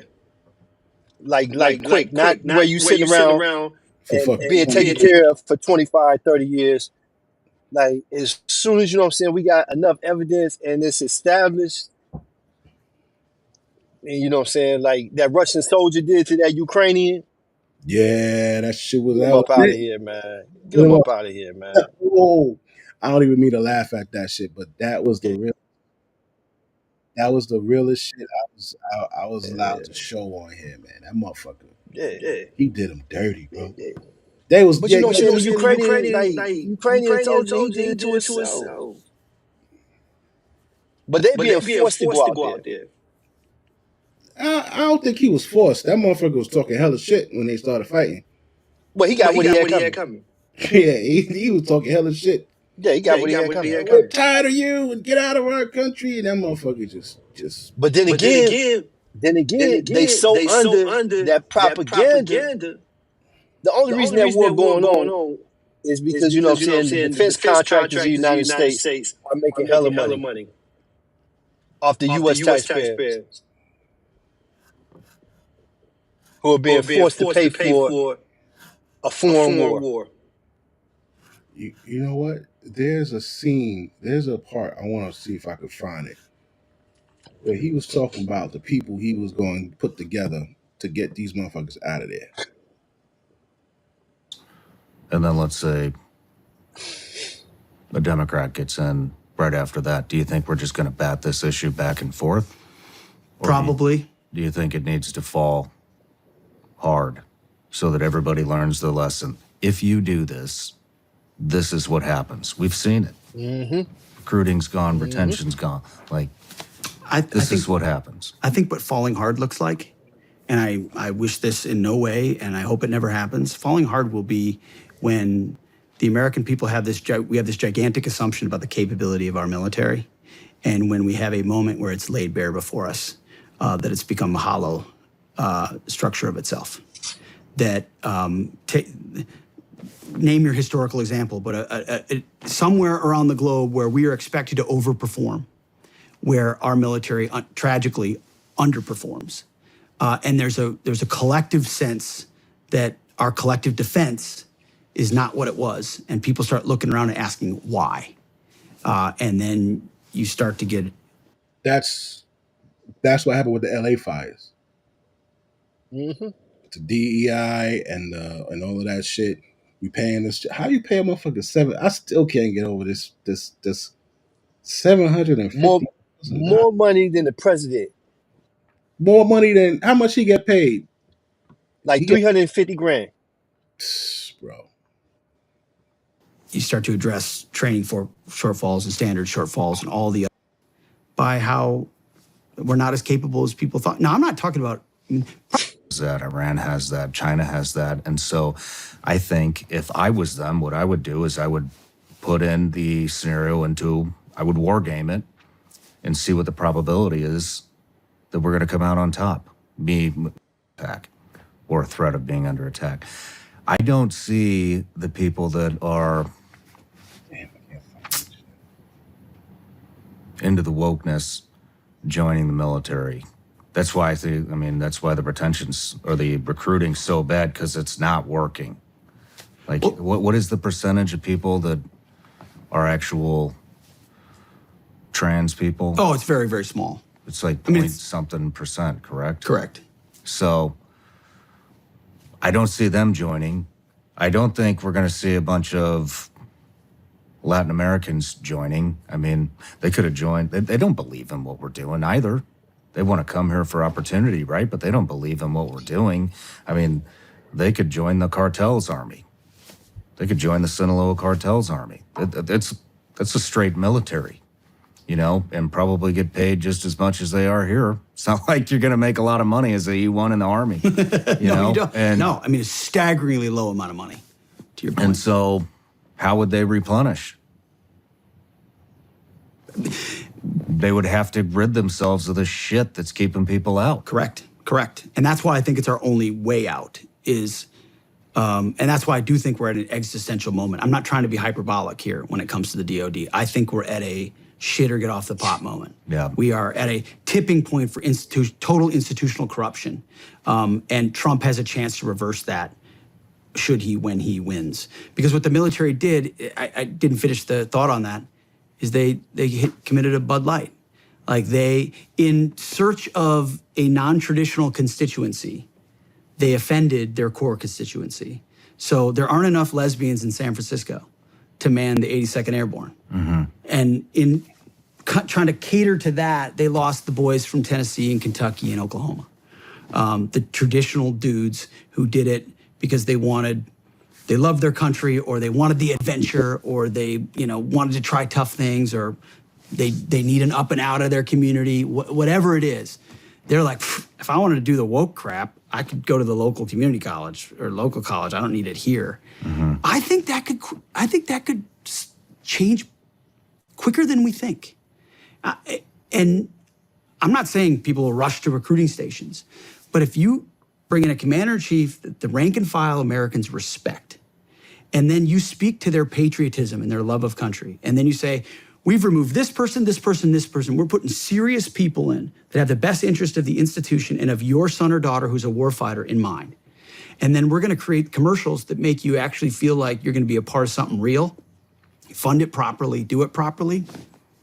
I don't know. I think you get rid of these recruiting shortfalls really fast, because it's a family business right now and families are opting out. Does it? I mean, wow. You said the military is like a family business and the family is opting out. They don't want to be part of that shit. Let's say Trump does get into office for another 4 years, and then let's say a Democrat gets in right after that. Do you think we're just going to bat the? And because the thing with Trump is, if his wife Julie Goldstein was on our show a number of times. She's just really articulate, really passionate. Once he sees a story and gets how it connects to something bigger, connects to the bigger idea that we're fucking over our warfighters here. Mm-hmm. Why are we doing that? Why did we do that? Why wouldn't we back these guys up, even if they weren't perfect? And he'd call me, be like, they did some tough things. These are rough guys, but he respects people that were willing to do it on. That was pretty good, right? Behalf of the rest of us, and he's not going to throw him under the bus. So once he gets the information and you're able to say, here's what happened, or here's what happened in Eddie Gallagher's trial. I mean, that went all the way to the Secretary of the Navy, if you remember that. Yeah. I mean, Spencer got canned for misrepresenting how that entire case went out. That's what you need, leaders that get it, and that was Donald Trump. Do you think it would be a good idea for whoever gets into office to put like a team together of these guys that have been through what we're talking about, like Eddie, Brad Geary, Goldstein? Yep. Because one, they know who to go after because it's happening to them. Yeah. They know who to go after. That's the part I was looking Who are for. the culprits? Yeah, who the Who are the culprit? culprits pushing this shit? Mm-hmm. 2, they're passionate about Put it. Tim Parlatore on that list too, by the way. He's super smart. Yeah, Tim would be. He'd be good. Tim would be a great wrecking ball. He would. A level-headed wrecking ball. But I mean, I feel like maybe a little bit of an overcorrection because, you know, it's personal, but sure. I mean, He said it's personal. You heard that? Yeah. Fucking Brad said it's personal, B. They fucked around with me while I was in there. They know.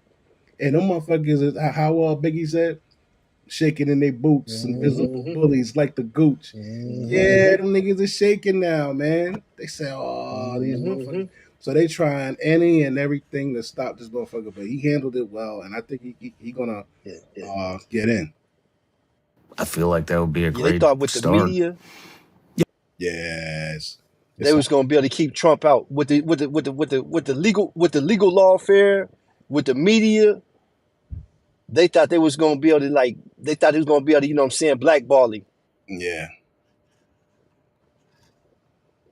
Yeah, you have to start with people who can say, okay, I know who the political animals were in those places. Yeah. Because that's the challenge of a new administration. Is everyone's going to jump up and down and say, I was this, or I was never really for that, or I was... Because they want to preserve their careers, and you're going to have somebody that's able to call balls and strikes. I mean, oh, shit! He said, yeah, them niggas will be like, oh, no, I wasn't with that, or no, oh, yeah, I was there. He said, nah, we're going to need somebody there who was able to call balls and strikes. He said, nah, nigga, you wasn't that. The directives came from you. Yeah. Wow, this is really exciting, man. I'm, you know, I actually would like to see that, man. You know, I would like to see them bring back the masculinity aspect of it. And What's coming? Good old rugged 1980s. You know what I'm saying? Toughness, man. You know, back to the 80s without the crack, man. You know what I'm saying? Yeah. And this isn't just happening with the military, though. I mean, this is in all the agencies. I know it's at the agency because I was there. It was bad when I left in 2015. But, you know, and you know, when you say from the top down, I don't know if that works. I don't know about the academies, what they're teaching. Well, you'd have to change the academies too, right? So that's where you have to change both sides of that squeeze. You have to, I mean, admission standards, overall standards.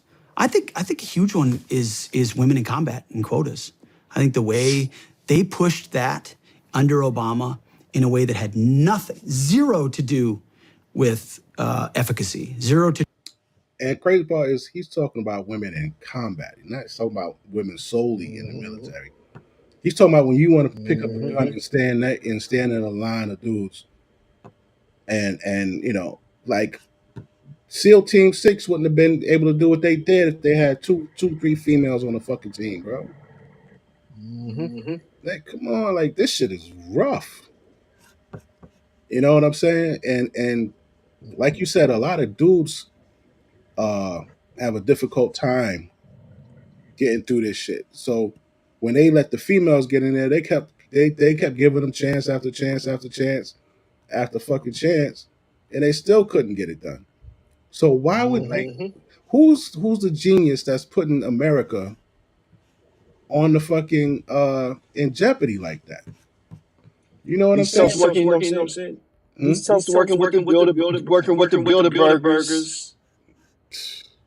You know, with the Trilateral Commission. This is a global thing they're pushing. They're trying to push. Yeah. This shit is real. This shit is real. It's the realest fucking nigga really fighting for his life. It's over.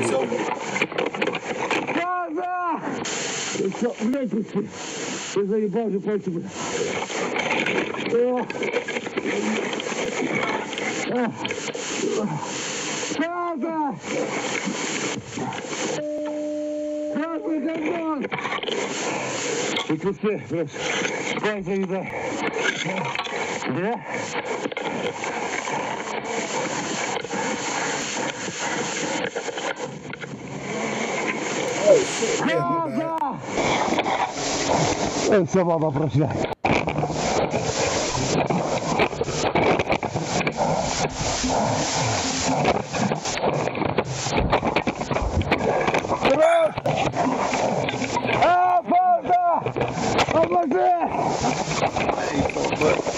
I don't know who we calling, but they ain't coming.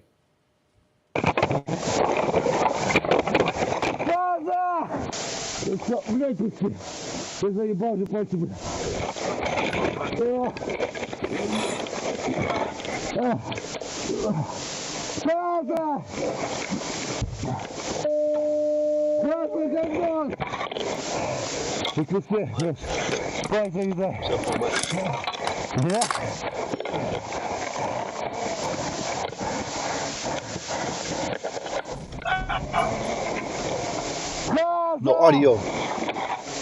No audio. It's no audio. God damn. Hell. No audio. All right. Can you hear me? No. No audio.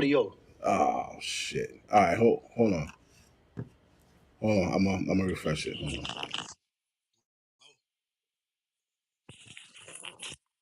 Wes.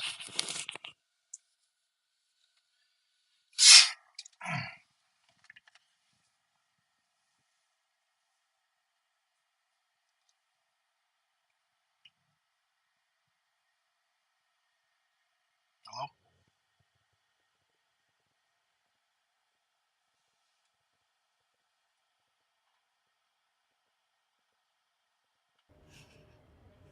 Yo.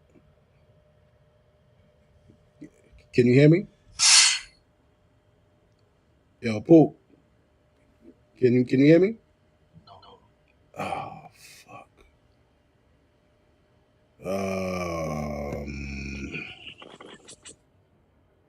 Damn. Oh shit. Oh man, I don't know what the fuck to do, bro. Let me see. Hold on. Mic check. Mic check. You hear me? No. Fuck. All right. All right. I don't know, yo. I'm gonna have to kill the stream. All right. I'm gonna have to kill the stream. Damn. Damn.